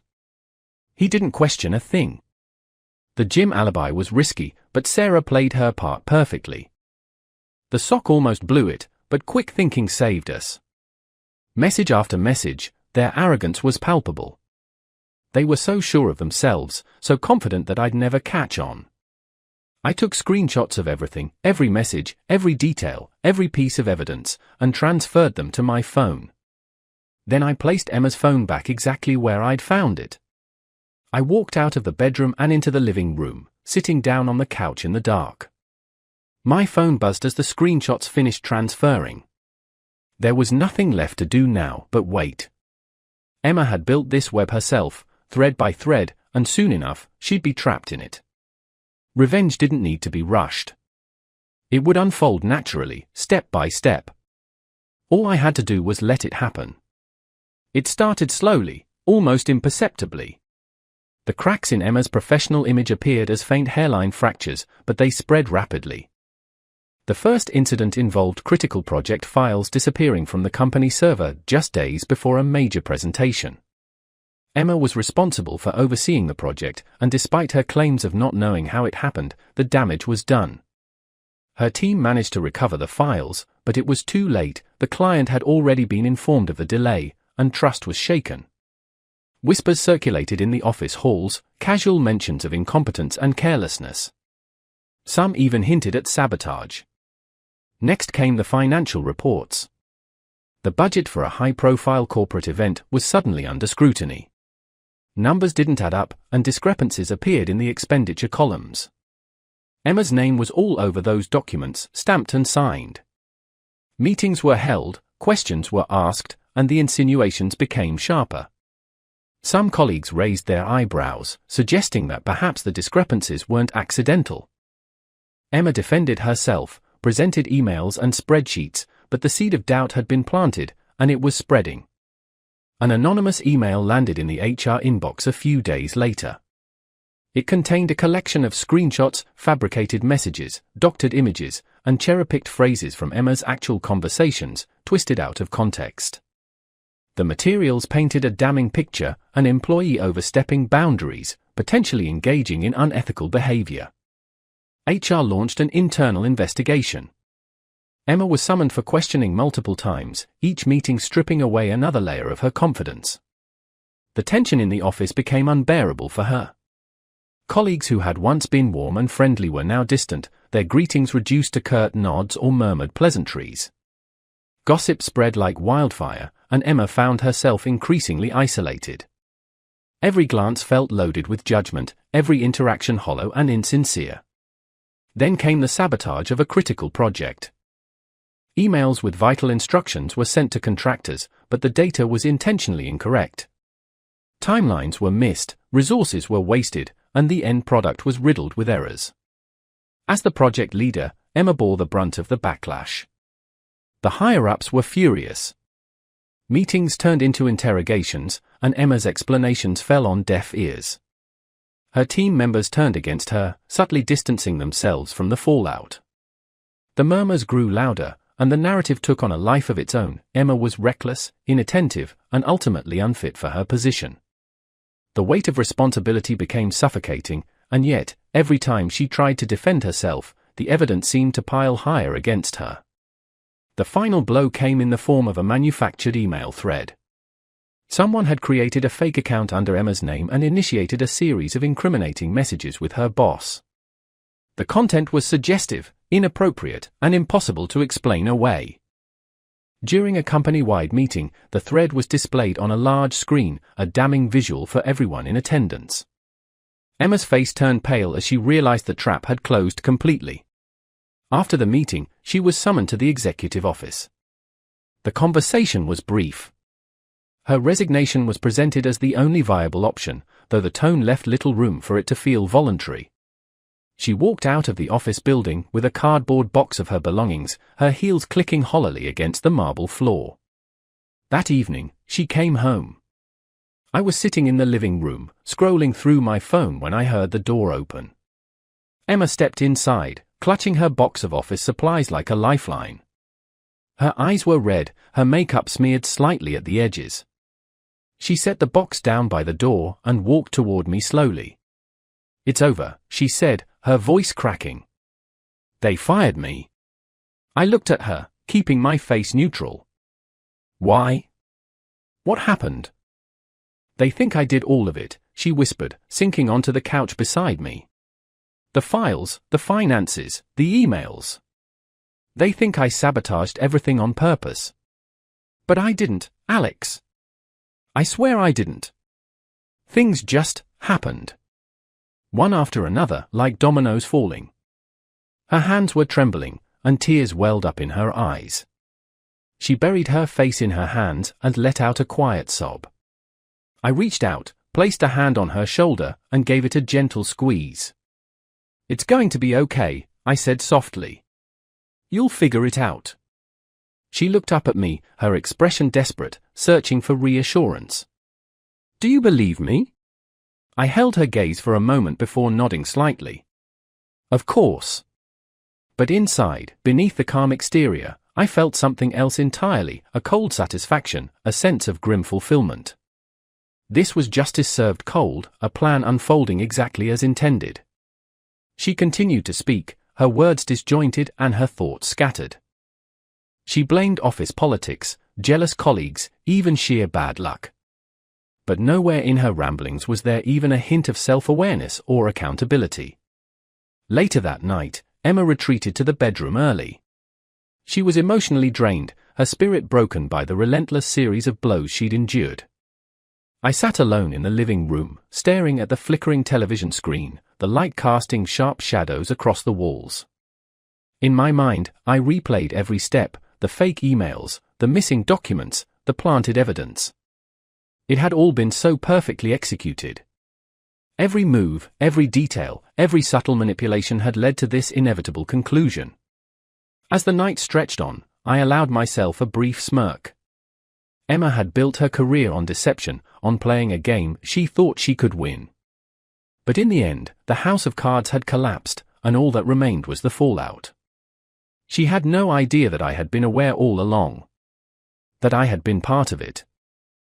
That her downfall had been carefully orchestrated, not by fate or coincidence, but by calculated hands. I stood up, stretched, and walked toward the bedroom. Emma was asleep, her breathing steady and even. I watched her for a moment before turning off the lights. This wasn't the end. Not yet. But the stage was set, and the final act was approaching. As I lay down beside her, one thought echoed in my mind: this is far from over. I had made up my mind. Divorce was no longer just a distant thought, it was a carefully crafted plan in motion. Emma had no idea, and that was exactly how I wanted it. Every step was calculated, every decision weighed. I didn't allow myself to waver. Over the course of weeks, I started making arrangements in secret. Every time I said I was meeting a friend, running errands, or staying late at work, I was actually meeting with my lawyer. A sharp, no-nonsense professional who specialized in clean, efficient breakups. Together, we drafted the necessary paperwork, discussed asset division, and strategized how to minimize any legal hurdles. I began to gather evidence, screenshots, emails, messages, every piece of the puzzle that painted the full picture of Emma's betrayal. I kept everything stored securely, organized, and ready to present if needed. There was no room for emotion, no space for doubt. I had learned my lesson: hesitation only created vulnerability. Emma was sharp, manipulative even, and if she suspected anything, she would try to control the narrative. I couldn't allow that. Over time, I began to mentally detach from her. Conversations became shorter, interactions more transactional. I stopped trying to analyze her words or actions, it didn't matter anymore. My goal was clear: to walk away cleanly and without unnecessary drama. I didn't want explanations, justifications, or emotional breakdowns.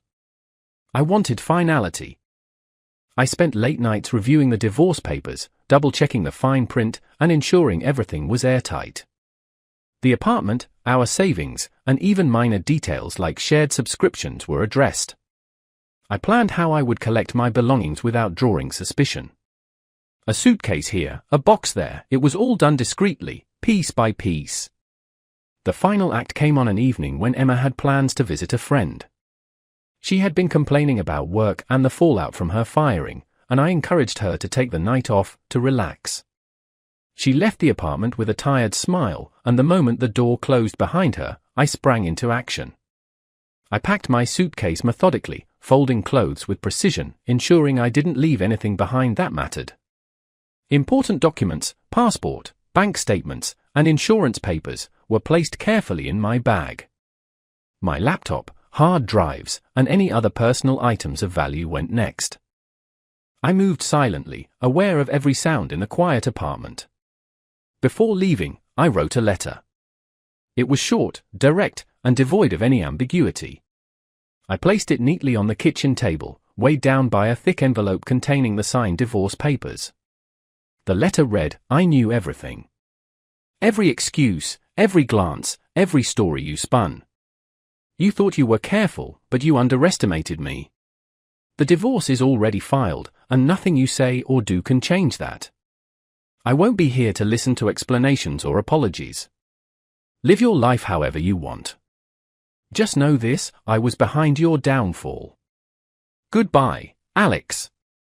With that, I walked out of the apartment, locking the door behind me for the last time.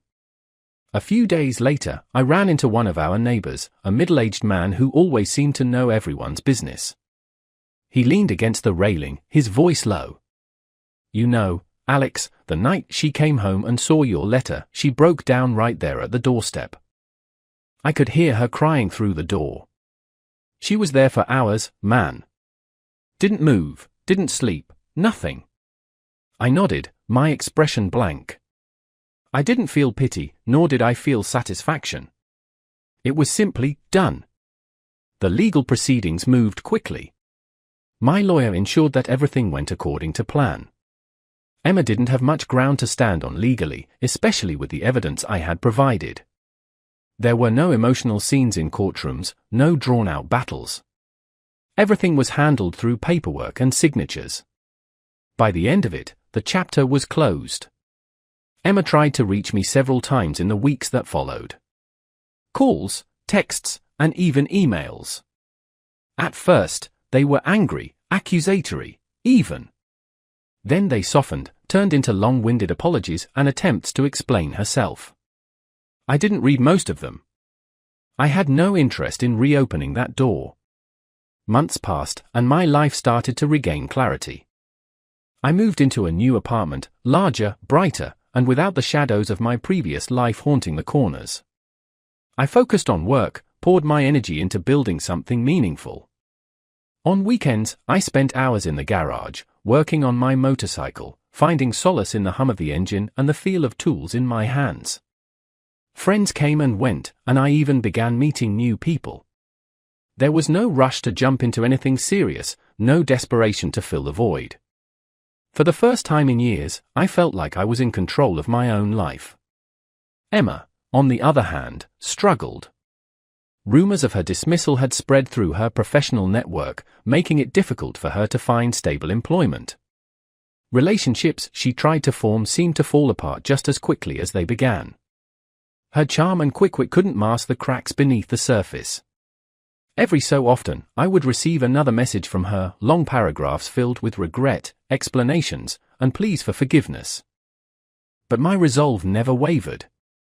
I had made peace with my decisions, and there was no turning back. Sometimes I wondered if Emma truly understood the extent of what had happened, if she recognized how every decision she made had led her to this point. But those thoughts were fleeting. I didn't let them linger. I had built a new life, brick by brick, and it was solid. Stable. Emma was nothing more than a chapter one had finished reading, a cautionary tale, perhaps, but nothing more. No matter how many messages she sent, how many calls she made, I never responded. The silence was my final word, and it spoke louder than anything I could have said.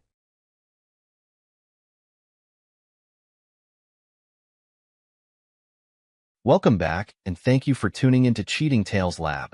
We appreciate every single one of you. We'd love to know what part of the world are you watching from right now.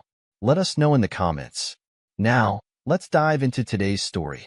The morning sun cast long shadows across Trevor Roth's mahogany desk as he reviewed the quarterly projections for Aegis Defense Technologies. At 47, he carried himself with the calculated precision that had transformed a struggling military contractor into a $3 billion industry leader. His fingers drummed against the sleek surface of his desk, a habit he developed during high-stakes negotiations. The phone's sharp ring cut through his concentration. The caller ID displayed Martinez Auto Services, causing Trevor to pause. Billy Martinez never called directly unless something required immediate attention. "Trevor Roth speaking," he answered, leaning back in his chair. "Mr. Roth, Billy's voice carried an edge of concern that 20 years of professional relationship had taught Trevor to recognize. Sorry to bother you directly, but something's not adding up with your vehicle maintenance records. Trevor's attention sharpened. What kind of discrepancy are we talking about, Billy? The digital signatures on your recent maintenance logs, they don't match our system's records. Someone's been tampering with them. Billy's voice lowered. Thing is, the timestamps show authorized access from Aegis security protocols. A memory surfaced. Sophia, his wife of 8 years, insisting that all vehicle maintenance go through the company's security department. At the time, he'd attributed it to her usual obsession with their social image. When did this start? Trevor kept his voice neutral, years of boardroom battles having taught him the value of controlled reactions. 3 months ago. I wouldn't have caught it, but our new system flags signature mismatches automatically. Billy paused. Mr. Roth, I know Mrs. Roth wanted to centralize all the maintenance through your company's security, but these modifications, they're not standard. Trevor's mind raced through recent events. Sophia's increased interest in his schedule. Cesar Rodriguez, his head of security, requesting additional access to personal vehicle records for streamlined protocols. Send me everything you have, Billy. Encrypted channel only. Trevor's tone left no room for discussion. And Billy? Keep this between us. Already encrypted and sent to your private server. And sir? Billy's voice carried years of loyalty. Watch your back. The call ended, leaving Trevor staring at the Houston skyline through his office windows. At 38, Sophia played her role as corporate wife perfectly, perhaps too perfectly. And Cesar, at 45, had proven himself invaluable in building Aegis's security infrastructure. The thought of either betraying him seemed absurd, yet the evidence demanded investigation. Trevor pulled up Billy's files, his cybersecurity background allowing him to spot the sophisticated tampering immediately. Someone had altered the maintenance logs with professional precision, but they'd missed the underlying verification hashes. Amateur mistake for someone of Cesar's caliber unless they'd wanted him to find it. A knock at his office door interrupted his analysis. Sophia entered, her designer dress and perfectly styled hair projecting the image of corporate royalty she'd cultivated. Trevor, darling, she smiled, the expression not quite reaching her eyes. Don't forget the board meeting next week. Cesar's team has the route secured already. Trevor maintained his usual composed demeanor. Mountain Pass Road again? Bit roundabout, isn't it? You know how Cesar is about security, Sophia laughed lightly. He insists it's the safest route, despite the sharp turns. I had him check the car personally. Everything's perfect. I bet it is, Trevor thought, noting how she emphasized perfect. Speaking of Cesar, Trevor kept his tone casual. How's the new security protocol implementation going? Oh, smoothly. He's so thorough. Sophia's phone buzzed. That's my charity committee. Dinner at 8? Trevor nodded, watching her leave. The subtle shift in her perfume lingered newer, more expensive than her usual choice. A gift, perhaps? The rest of the day passed in a blur of meetings and calls, but Trevor's mind kept returning to Billy's warning. At 7, he begged off dinner with a fabricated crisis, knowing Sophia would be too invested in maintaining appearances to object. The night settled over their estate as Trevor worked in his home office, the security camera's feeds displaying on a secondary monitor. He noticed Sophia's car still in the garage, despite her charity meeting. At 11, movement on the pool house camera caught his attention. Trevor silenced his phone and moved through the darkened house with practiced stealth. Voices drifted from the pool house, growing clearer as he approached. The door stood slightly ajar, warm light spilling onto the garden path. The brake lines are rigged perfectly. Cesar's voice carried clearly through the gap. When he takes that sharp turn on Mountain Pass Road to the board meeting, it'll look like a tragic accident.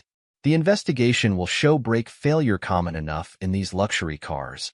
Trevor's jaw clenched as he heard Sophia's laugh, gold and unfamiliar. And with his $50 million company life insurance policy, plus my inheritance, we'll be set for life. The board already agreed to appoint you interim CEO during the transition period. They're so eager to prove their progressive values. Cesar's voice dripped with contempt. A Hispanic CEO, handpicked by the grieving widow? Perfect PR story. Trevor never saw it coming. Sophia purred. So focused on his precious company, he never noticed us right under his nose. How long has it been now? 2 years of planning, 6 months of us. Caesar's voice carried a smugness that made Trevor's blood boil. Though watching you play the devoted wife has been entertaining, please, he made it easy. So caught up in his work, so trusting. Did you know he still believes I actually care about all those charity events? The sound of kissing made Trevor's stomach turn, but he forced himself to remain still, recording everything on his phone. 1 more week, Caesar murmured. Then no more hiding, no more pretending. And Aegis's classified contracts? Our buyers are getting impatient. They'll get everything once Trevor's out of the way. The board won't look too closely at digital transfers during the tragedy. Sophia's voice hardened. Just make sure it's clean this time. Not like your last attempt at your previous company. That was different. I was rushed. This time, everything's perfect. The brake lines will fail exactly where we need them to. By the time they pull his body from the wreck, Trevor had heard enough. He moved silently back to his office, his mind already formulating a plan. The years of building Aegis had taught him patience, strategy, and most importantly, the value of appearing vulnerable while holding all the cards. His first call was to FBI Special Agent Rachel Coleman. Their friendship dated back to college, before her FBI career and his corporate rise. The phone rang twice before she answered. Trevor? It's almost midnight. Rachel's voice carried both concern and alertness. Rachel, I need your help. No official channels yet. Trevor's voice remained steady as he outlined what he'd discovered. Jesus, Trevor. Rachel's tone shifted to full professional mode. Stay put. I'm calling in my team. We'll need to document everything without tipping them off. They're planning it for next week's board meeting. Mountain Pass Road. Give me 2 hours. I'll have surveillance in place. Rachel paused. Trevor, be careful. These situations often escalate once the perpetrators realize their target is onto them. Trust me, Trevor's voice carried steel. They have no idea who they're dealing with. The next 24 hours became a carefully orchestrated dance. Trevor maintained his normal routine, while Rachel's team gathered evidence.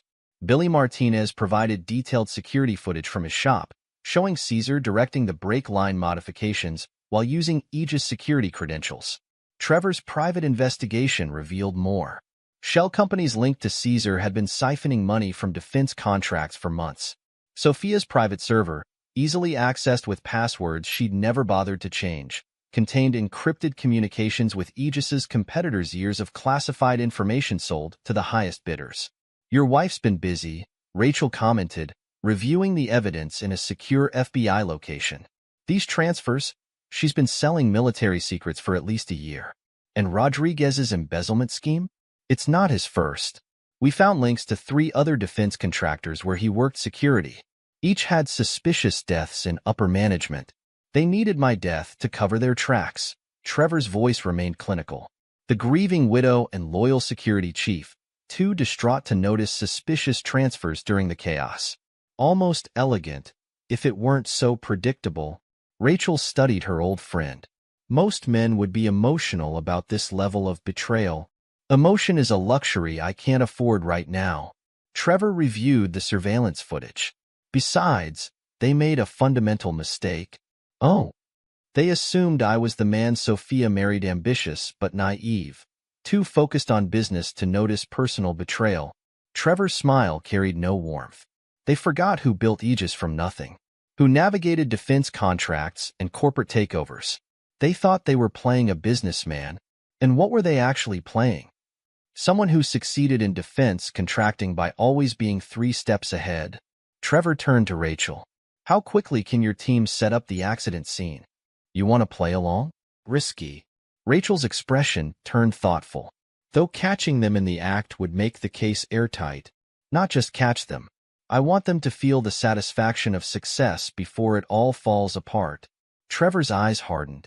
They plotted my death while sleeping in my house, spending my money, and stealing my company's secrets. The least I can do is make sure their downfall is memorable. Rachel recognized the look in Trevor's eyes, the same one he'd had before winning case competitions in college. I'll have my best team on it. But Trevor? Remember, revenge is best served within legal boundaries. Oh, it will be completely legal. Trevor smiled. That's what will make it so satisfying.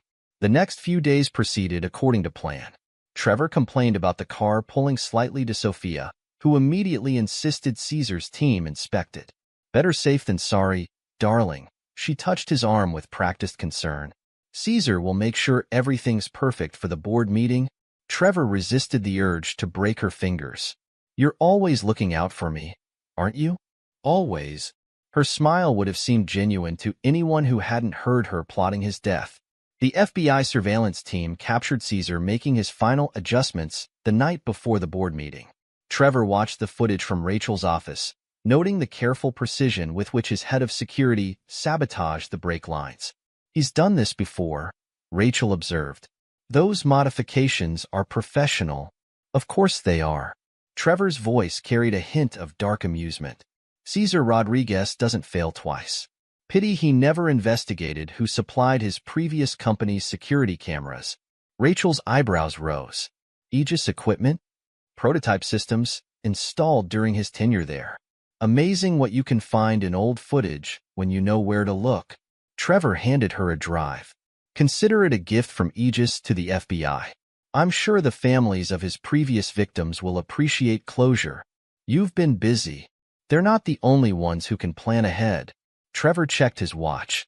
Now, shall we give them the tragic accident they've been dreaming of? The pieces were set. The players were in position. As Trevor left the FBI office, he allowed himself a small smile. Sophia and Caesar wanted a spectacular crash on Mountain Pass Road. He'd make sure they got exactly what they wished for along with consequences they never saw coming. Sir? Rachel's voice stopped him at the door. What made you suspicious in the first place? Before Billy's call? Trevor paused. 3 months ago, Sophia stopped asking about my insurance policy updates. After 8 years of demanding to review every detail, she suddenly lost interest. That's when I knew she'd found what she was looking for. His expression hardened. In business, Rachel, the most dangerous moment isn't when someone's attacking you. It's when they stop showing interest in your defenses. As Trevor drove home for what Sophia and Caesar believed would be the last time, he felt no regret, no emotional turmoil over their betrayal. They had mistaken his focus for blindness, his trust for weakness. Tomorrow, they would learn the cost of that mistake. One more night, he murmured, watching Sophia pretend concern over his late return. Enjoy your plotting while you can, dear wife. Tomorrow's performance will be one you'll never forget. The morning of the board meeting dawned clear and crisp.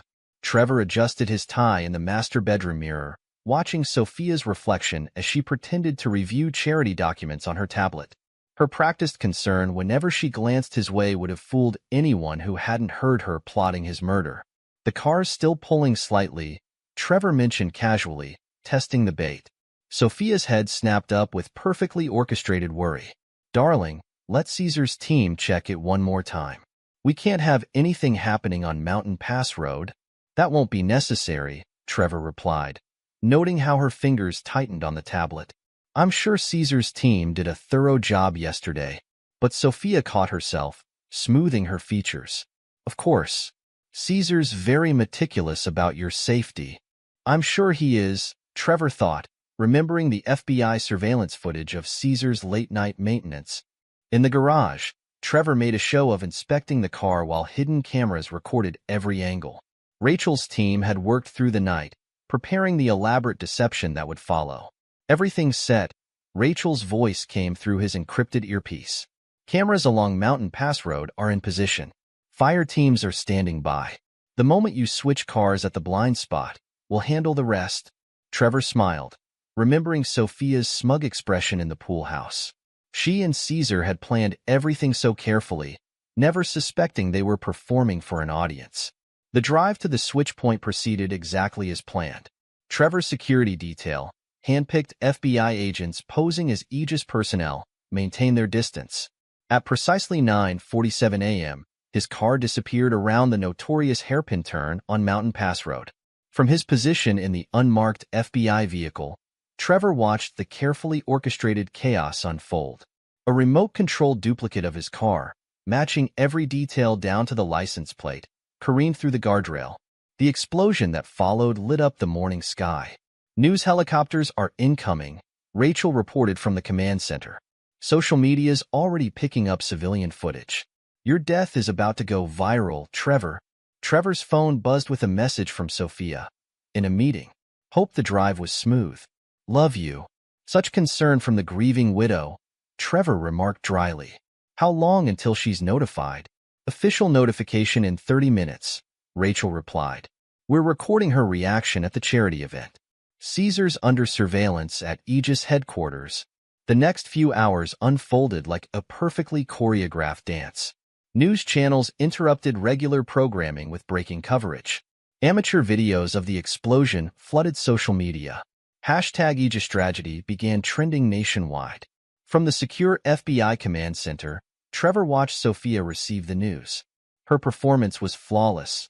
The slight tremor in her hands, the way her voice caught as she asked for details, the single tear she allowed to fall before excusing herself to process the shock. She's good, Rachel observed, reviewing the footage. If we didn't have evidence of her plotting your murder, I'd believe that grief. 8 years of marriage taught her how to play her role. Trevor's voice carried no emotion. Watch Caesar's reaction. That's where we'll see cracks. The security feed from Aegis headquarters showed Caesar maintaining rigid professionalism as he coordinated the initial response. Only someone who knew what to look for would notice his subtle tells. The slight upturn of his lips when confirming the crash location. The way his hand brushed Sophia's arm consolingly during their first private moment.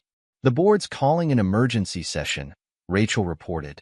Want to watch them appoint your murderer as interim CEO? Wouldn't miss it. Trevor's smile held no warmth. How's the evidence collection going? Teams are documenting everything. The brake line tampering is obvious once you know where to look. Billy's records provide the timeline perfectly. Rachel paused. The financial team just found something interesting in Caesar's communications. Looks like he's already messaging potential buyers for classified contracts. Moving fast, Trevor noted. Almost like he planned this transition down to the hour. The next 3 days became a media circus. Sophia appeared on national news, her grief seemingly profound as she clutched their prenuptial agreement and life insurance papers. Caesar stood beside her, the picture of devoted protection. Your wife's quite the actress, Rachel commented, watching Sophia's third tearful interview. The grieving widow angle is playing well on social media. She always did love an audience, Trevor replied, reviewing the latest surveillance data. Any movement on those offshore accounts? 3 transfer attempts in the last hour. They're getting impatient. Rachel smiled grimly. The trap's set for tomorrow's final viewing. Sure you want to wait that long? The funeral's drawing every major player in the defense industry, Trevor explained. Board members, competitors, government officials, everyone who's been part of their little conspiracy. Why arrest 2 conspirators when we can catch the entire network? The funeral service exceeded even Trevor's expectations.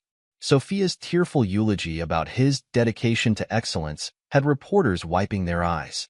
Caesar's stoic presence, complete with appropriately somber expression, seemed to convince even the skeptics.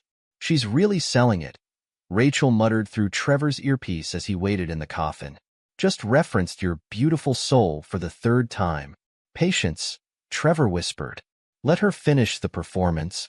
The final viewing line moved slowly, each mourner paying respects to the deceased, while hidden cameras recorded their reactions. Trevor lay perfectly still, counting the footsteps, waiting for his moment. Sophia and Caesar are approaching. Rachel's voice came through clearly. All teams in position. Exits are covered. Trevor could hear Sophia's voice, thick with artificial tears. He looked so peaceful. At least it was quick. Everything's proceeding as planned, Caesar murmured, his voice carrying that same smugness from the pool house. Trevor opened his eyes. The chaos that erupted was beautiful in its intensity. Sophia's scream shattered the somber atmosphere. Caesar's attempt to flee lasted exactly 3 steps before FBI agents tackled him. Live news cameras, admitted for the touching funeral service, captured every moment. Federal agents, Rachel's voice cut through the pandemonium. Everyone stay where you are. Trevor sat up smoothly, adjusting his tie as he faced his would-be murderers. Sophia, darling, you seem surprised. Didn't expect me to attend my own funeral? Sophia's face contorted with rage and disbelief. This is impossible. Impossible? Trevor stepped from the coffin, his voice carrying to every corner of the church. Like your offshore accounts? Or perhaps like Caesar's shell companies? Or maybe you meant the classified information you've been selling to our competitors. You have no proof, Caesar snarled, struggling against the agents holding him. Trevor smiled coldly. That's where you're wrong. You see, while you were planning my tragic accident, I was documenting every step of your conspiracy. The brake line tampering? Recorded. Your pool house planning sessions? Captured in high definition. Those classified documents you've been transferring? Tracked and traced. Sir, an agent burst through the church doors. We've got them.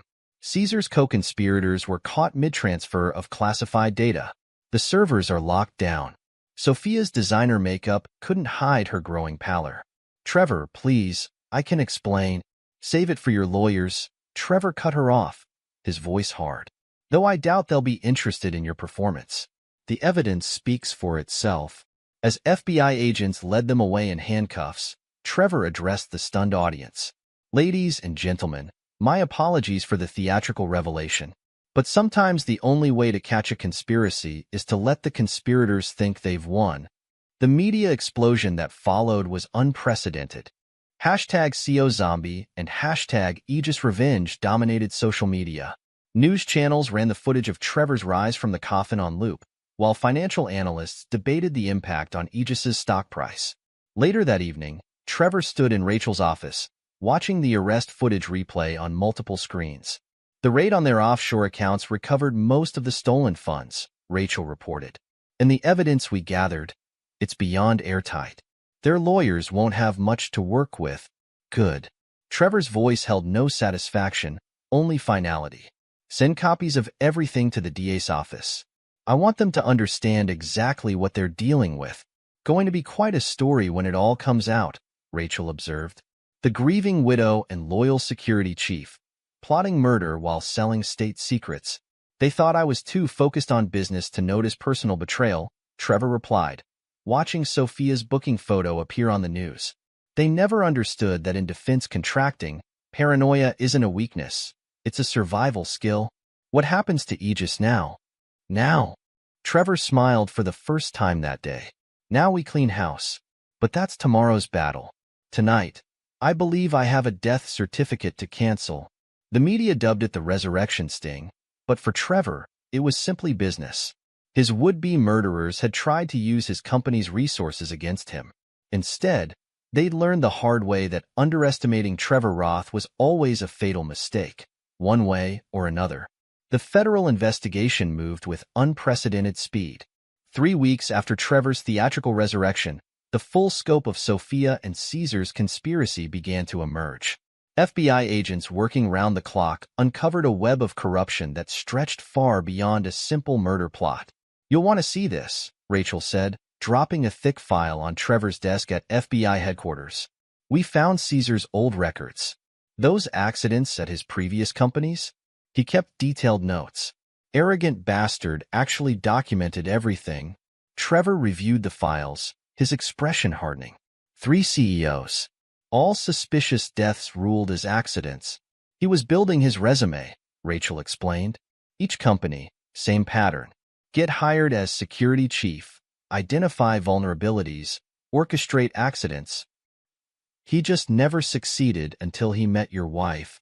Speaking of my dear wife, Trevor's voice carried cold amusement. How's she enjoying federal custody? Rachel pulled up the surveillance feed. Sophia sat in her cell, designer clothes exchanged for prison orange, her perfectly maintained FOD cracking under pressure. Her phone was a goldmine, Rachel continued. She recorded every planning session with Caesar. Apparently, they didn't trust each other enough to not keep insurance. Smart of them, Trevor remarked. Though not smart enough. The interrogation videos played out on multiple screens. Sophia and Caesar, separated and faced with overwhelming evidence, began their mutual destruction. It was all her idea, Caesar shouted in his third interview. She approached me 6 months after I started at Aegis. Said Trevor was worth more dead than alive. Meanwhile, Sophia spun her own version. Caesar manipulated me, she sobbed to investigators. He said Trevor was selling secrets to foreign governments. That eliminating him was a matter of national security. I was trying to protect the company. They're quite the pair, Rachel observed. Cable networks are fighting over exclusive coverage rights. Let them fight, Trevor replied. The more public this becomes, the better for what comes next. The next phase of Trevor's plan unfolded at Aegis headquarters. The board of directors, summoned for an emergency session, found themselves facing their worst nightmare. Ladies and gentlemen, Trevor addressed them, standing at the head of the conference table. Let's discuss your decision to appoint my would-be murderer as interim CEO. Mr. Roth, board chairman Douglas Webb stuttered. We had no idea. No idea? Trevor's voice cut like steel. No idea that my head of security had a history of suspicious deaths at previous companies? No idea that he was embezzling millions through shell companies? Or perhaps no idea that my wife was selling our classified contracts to competitors? He placed thick folders in front of each board member. Your resignations are expected on my desk by morning. Those who cooperate will be noted as having resigned before the scandal broke. Those who don't, he smiled coldly. Well, the FBI is very interested in how deeply this conspiracy penetrated Aegis's leadership. The boardroom cleared within minutes. Trevor turned to Billy Martinez, who stood quietly by the door. Ready for a promotion, Billy? Billy blinked. Sir, Aegis needs a new head of corporate security. Someone with proven integrity and loyalty. Someone who spots tampering in maintenance logs and makes the right call. Mr. Roth, I'm just a mechanic. You're the man who saved my life by paying attention to digital signatures, Trevor corrected. In my experience, integrity matters more than titles. The corporate restructuring sent shockwaves through the defense industry. Trevor's new transparency policies, built around lessons from his own near-death experience, became the gold standard for corporate security. They're calling it the Roth Protocol in industry circles, Rachel mentioned, watching Trevor outline his security framework at a global conference. Every major contractor is scrambling to implement similar systems. Meanwhile, the federal trial became a media sensation. Prosecutors laid out a methodical case, building on months of surveillance and years of documented conspiracy. The defense would like to call Sophia Roth to the stand, her attorney announced on day 3. Sophia took the stand wearing carefully selected conservative attire, her previous glamour replaced by calculated humility. Mrs. Roth, her attorney began. Please tell the court about your relationship with Mr. Rodriguez. He was. Sophia paused for dramatic effect. He was manipulative, controlling. He convinced me Trevor was involved in illegal arms deals. Said we had to stop him for the good of the country. Caesar's outburst from the defense table shattered her performance. You lying bitch. Show them the videos. Show them how you planned everything. The prosecution obliged. High-definition footage from the pool house played on courtroom screens, showing Sophia and Caesar's intimate plotting sessions. The break lines are perfect, Caesar's recorded voice echoed. Like the others, but better this time. Tell me again how you'll look running the company, Sophia purred in the video. I love hearing about our future. Their mutual betrayal continued throughout the trial. Each new revelation pushed them further apart, their stories contradicting until both lost all credibility. The final blow came from Billy Martinez's testimony. His meticulous maintenance records, combined with security footage from his shop, provided irrefutable evidence of systematic sabotage. These modifications, Billy explained to the jury, pointing at detailed diagrams, they were designed to fail at exactly the right moment. Professional work. Deliberate. The kind that only someone with Mr. Rodriguez's experience could plan. Faced with overwhelming evidence and hostile co-conspirators, Sophia made one last attempt to save herself. She offered to testify against Caesar's international network. Mr. Roth, her attorney approached Trevor during a recess. My client wishes to cooperate fully. She has names, dates, account numbers. I'm sure she does. Trevor replied without emotion. The FBI will be interested. I'm not. The final letter arrived after her guilty plea. Trevor read it in Rachel's office, his expression unchanging. My dearest Trevor, Sophia wrote, I lost myself in Caesar's web of lies. The woman who planned your death wasn't the real me. Please find it in your heart. Trevor didn't finish reading. Instead, he signed the papers authorizing all settlement funds from Sophia's plea deal to be donated to a newly established foundation for victims of domestic conspiracy. Poetic, Rachel commented. Using her blood money to help other victims. The sentencing provided final justice. Caesar, defiant to the end, received multiple life sentences for attempted murder, espionage, and fraud. His international assets, seized by federal authorities, revealed connections to 3 other CEO deaths that were suddenly under new investigation. Sophia's testimony led to a cascade of arrests throughout the defense contracting world. Her detailed records of classified information sales helped the FBI unravel decades of corporate espionage. 5 years passed. Trevor stood at a podium in the White House, accepting the Presidential Medal of Freedom for his work in transforming defense contractor accountability. Mr. Roth, the president addressed him. Your experience has made our nation's defense industry more secure.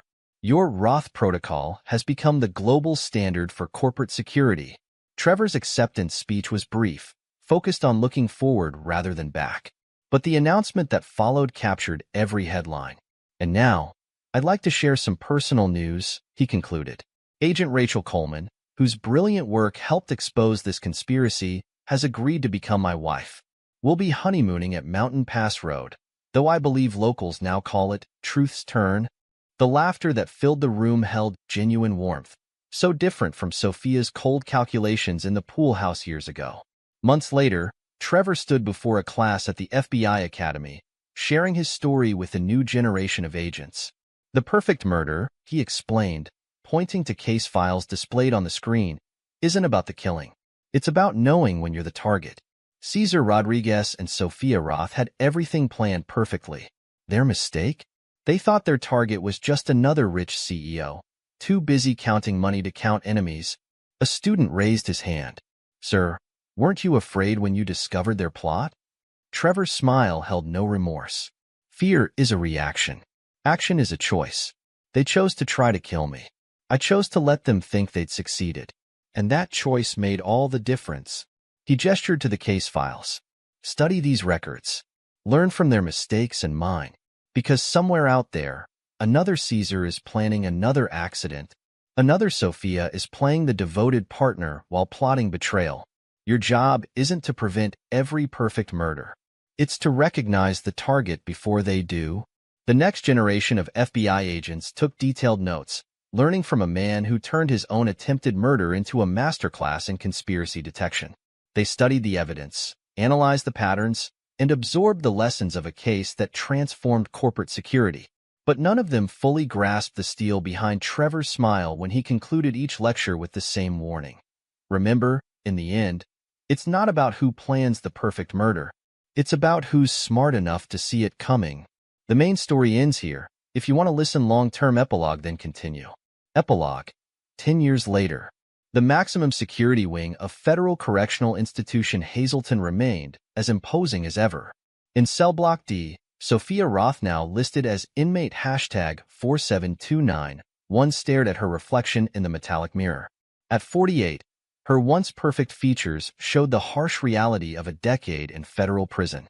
The designer clothes and carefully maintained appearance had given way to prison-issued garments and premature aging brought on by stress and regret. 3 cells down, Cesar Rodriguez, inmate number 47293, spent his days in isolation, his 3rd stint this year, for starting fights with other inmates. His attempts to maintain his former authority had earned him enemies among both prisoners and guards. At 55, his arrogance had curdled into bitter rage. Mail call, the guard announced, sliding letters through the slots. Sophia reached for the newspaper clipping that fell onto her bed, another article about Trevor Roth. The headline read, Aegis CEO revolutionizes defense industry security. Roth protocol now global standard. A decade of incarceration had given her plenty of time to follow Trevor's rising success through newspaper clippings and TV news. Each achievement felt like another nail in the coffin of her former life. Having your daily dose of regret. Sophia, the guard, Officer Martinez, Billy Martinez's niece, didn't bother hiding her contempt. Must be hard watching your ex-husband become a legend while you rot in here. Sophia ignored the taunt, but her hands trembled as she read the article. Trevor had just secured a $10 billion government contract for Aegis's new security infrastructure system. The company she tried to steal through murder had grown tenfold under his continued leadership. Meanwhile, in the prison's administrative office, Warden Harris reviewed Caesar's latest disciplinary report with FBI agent Rachel Coleman Roth. 3 assaults this month, Harris reported. Still claims he's being targeted by international operatives. His paranoia's getting worse. Rachel, now deputy director of the FBI's Corporate Crime Division, studied the report. Any contact with his former network? Not since the last attempt 2 years ago. That accident in the prison workshop cost him his last chance at general population privileges. Harris shuffled through papers. Though I have to admit, rigging that industrial press showed he hasn't lost his touch. And Sophia? Model prisoner on paper. Teaches business classes to other inmates. Harris's expression hardened. But we monitor her correspondence closely. She still tries to contact defense industry players through carefully coded messages. Old habits die hard. At Aegis headquarters in Houston, the company had transformed beyond recognition. The remodeled executive floor featured a wall of achievements: Trevor's Presidential Medal of Freedom, industry awards for the Roth Protocol, and most prominently a framed maintenance log from Martinez Auto Services. Billy Martinez, now executive director of Global Security Operations, led a team of over 1,000 security specialists. His promotion had set a new standard in corporate culture. Integrity outranked credentials. Another attempted breach detected and contained, Billy reported during the morning briefing. Some of Caesar's old contacts tried accessing our servers through a back door he'd apparently installed years ago. Trevor, silver now touching his temples, but his resolve unchanged, nodded. Send the details to Rachel's team. Let's add another conspiracy charge to his record. The Roth Protocol, born from Trevor's near-death experience, had evolved into the global standard for corporate security. Its core principle, trust through verification, had transformed how companies handled internal threats. Sir, Billy gestured to the screens. We've identified 3 more companies with suspicious executive accidents in their past. Pattern matches Caesar's old methodology. Forward everything to the cold case unit, Trevor replied. Rachel's team has reopened 20 similar cases from the past 2 decades. Turns out our would-be murderers had quite the industry going. The investigation into corporate accidents had snowballed. Each uncovered case revealed new connections, leading to dozens of arrests across the defense industry. Caesar's international network, mapped through Sophia's testimony, had tentacles reaching into every major contractor. At the FBI Academy in Quantico, Trevor's quarterly lectures had become legendary. The case study of his own attempted murder was required reading for new agents. Understanding betrayal isn't about emotion, he told the latest class. It's about pattern recognition. Caesar and Sophia failed because they followed a playbook one they'd used before. Your job is to spot those patterns before they culminate in accidents. The students studied the evidence that had sealed the conspirators' fate. Maintenance logs, security footage, recorded conversations, financial transfers. Each piece revealed how confidence had bred carelessness. They recorded their planning sessions as insurance against each other, Trevor explained. That mutual distrust became their undoing. Remember, conspirators who don't trust each other will always create their own evidence. After class, Trevor drove home along the renamed Truths, turned the very road where his accident had been planned. The sharp curve that was supposed to end his life now bore a plaque, where justice took a turn. Rachel waited at home, their twin daughter 8-year-old Faith and Hope doing homework at the kitchen table. The girls knew a sanitized version of their parents' story. How Mommy, the FBI agent, had helped Daddy stop bad people from hurting others. Another letter from Sophia. Rachel mentioned after the girls went to bed. Same request for an appeal recommendation. Trevor took the unopened letter and added it to a file labeled Consequences. Every communication attempt from Sophia joined this collection, a reminder of the price of betrayal. The parole board meets next month, Rachel continued. She's eligible for consideration, and our recommendation stands. She's still trying to manipulate the system. Those business classes she teaches? We found coded messages in the materials. She's been grooming contacts for when she gets out. Trevor nodded, unsurprised. And Caesar? After that workshop incident, he'll die in prison. The attempted murder charge from that alone added 20 years. Their conversation was interrupted by a call from Billy. Sir, you need to see this. We just intercepted a message from Sophia to one of Caesar's old contacts. She's been planning something. At the prison, an unscheduled cell search revealed the extent of Sophia's continued scheming. Hidden in her carefully annotated business textbooks, investigators found a new conspiracy taking shape. Contacts, account numbers, potential allies on the outside. Still playing the same games, Rachel observed, reviewing the evidence. 10 years, and she hasn't learned. The discovery led to another trial. Sophia, her carefully crafted image of reformation shattered, faced additional charges of conspiracy and attempted fraud. You never changed, Trevor told her during his testimony. You just found new ways to hide the same old schemes. The additional 20-year sentence ended any hope of parole. Sophia's mask finally cracked as they led her back to her cell. I built you, she screamed at Trevor. Everything you are came from our social connections. I made you. Trevor's response was simple. No, Sophia. You tried to kill me. I rebuilt myself. That's the difference between us. Caesar, watching the news coverage of Sophia's new sentence from solitary confinement, received his own revelation. His last remaining international contacts, seeing Sophia's failed schemes, finally abandoned their decades-long association. The empire they tried to build through murder and betrayal had crumbled completely. Their legacy became a cautionary tale taught in business schools and law enforcement academies worldwide. At Aegis's 20th anniversary celebration, Trevor addressed a global audience of corporate leaders and government officials. 20 years ago, 2 people close to me planned my death in a pool house. They thought wealth and power came from taking what others built. Today, their story serves as foundation for a new era of corporate security. The Roth Protocol had spawned an entire industry of ethical security practices.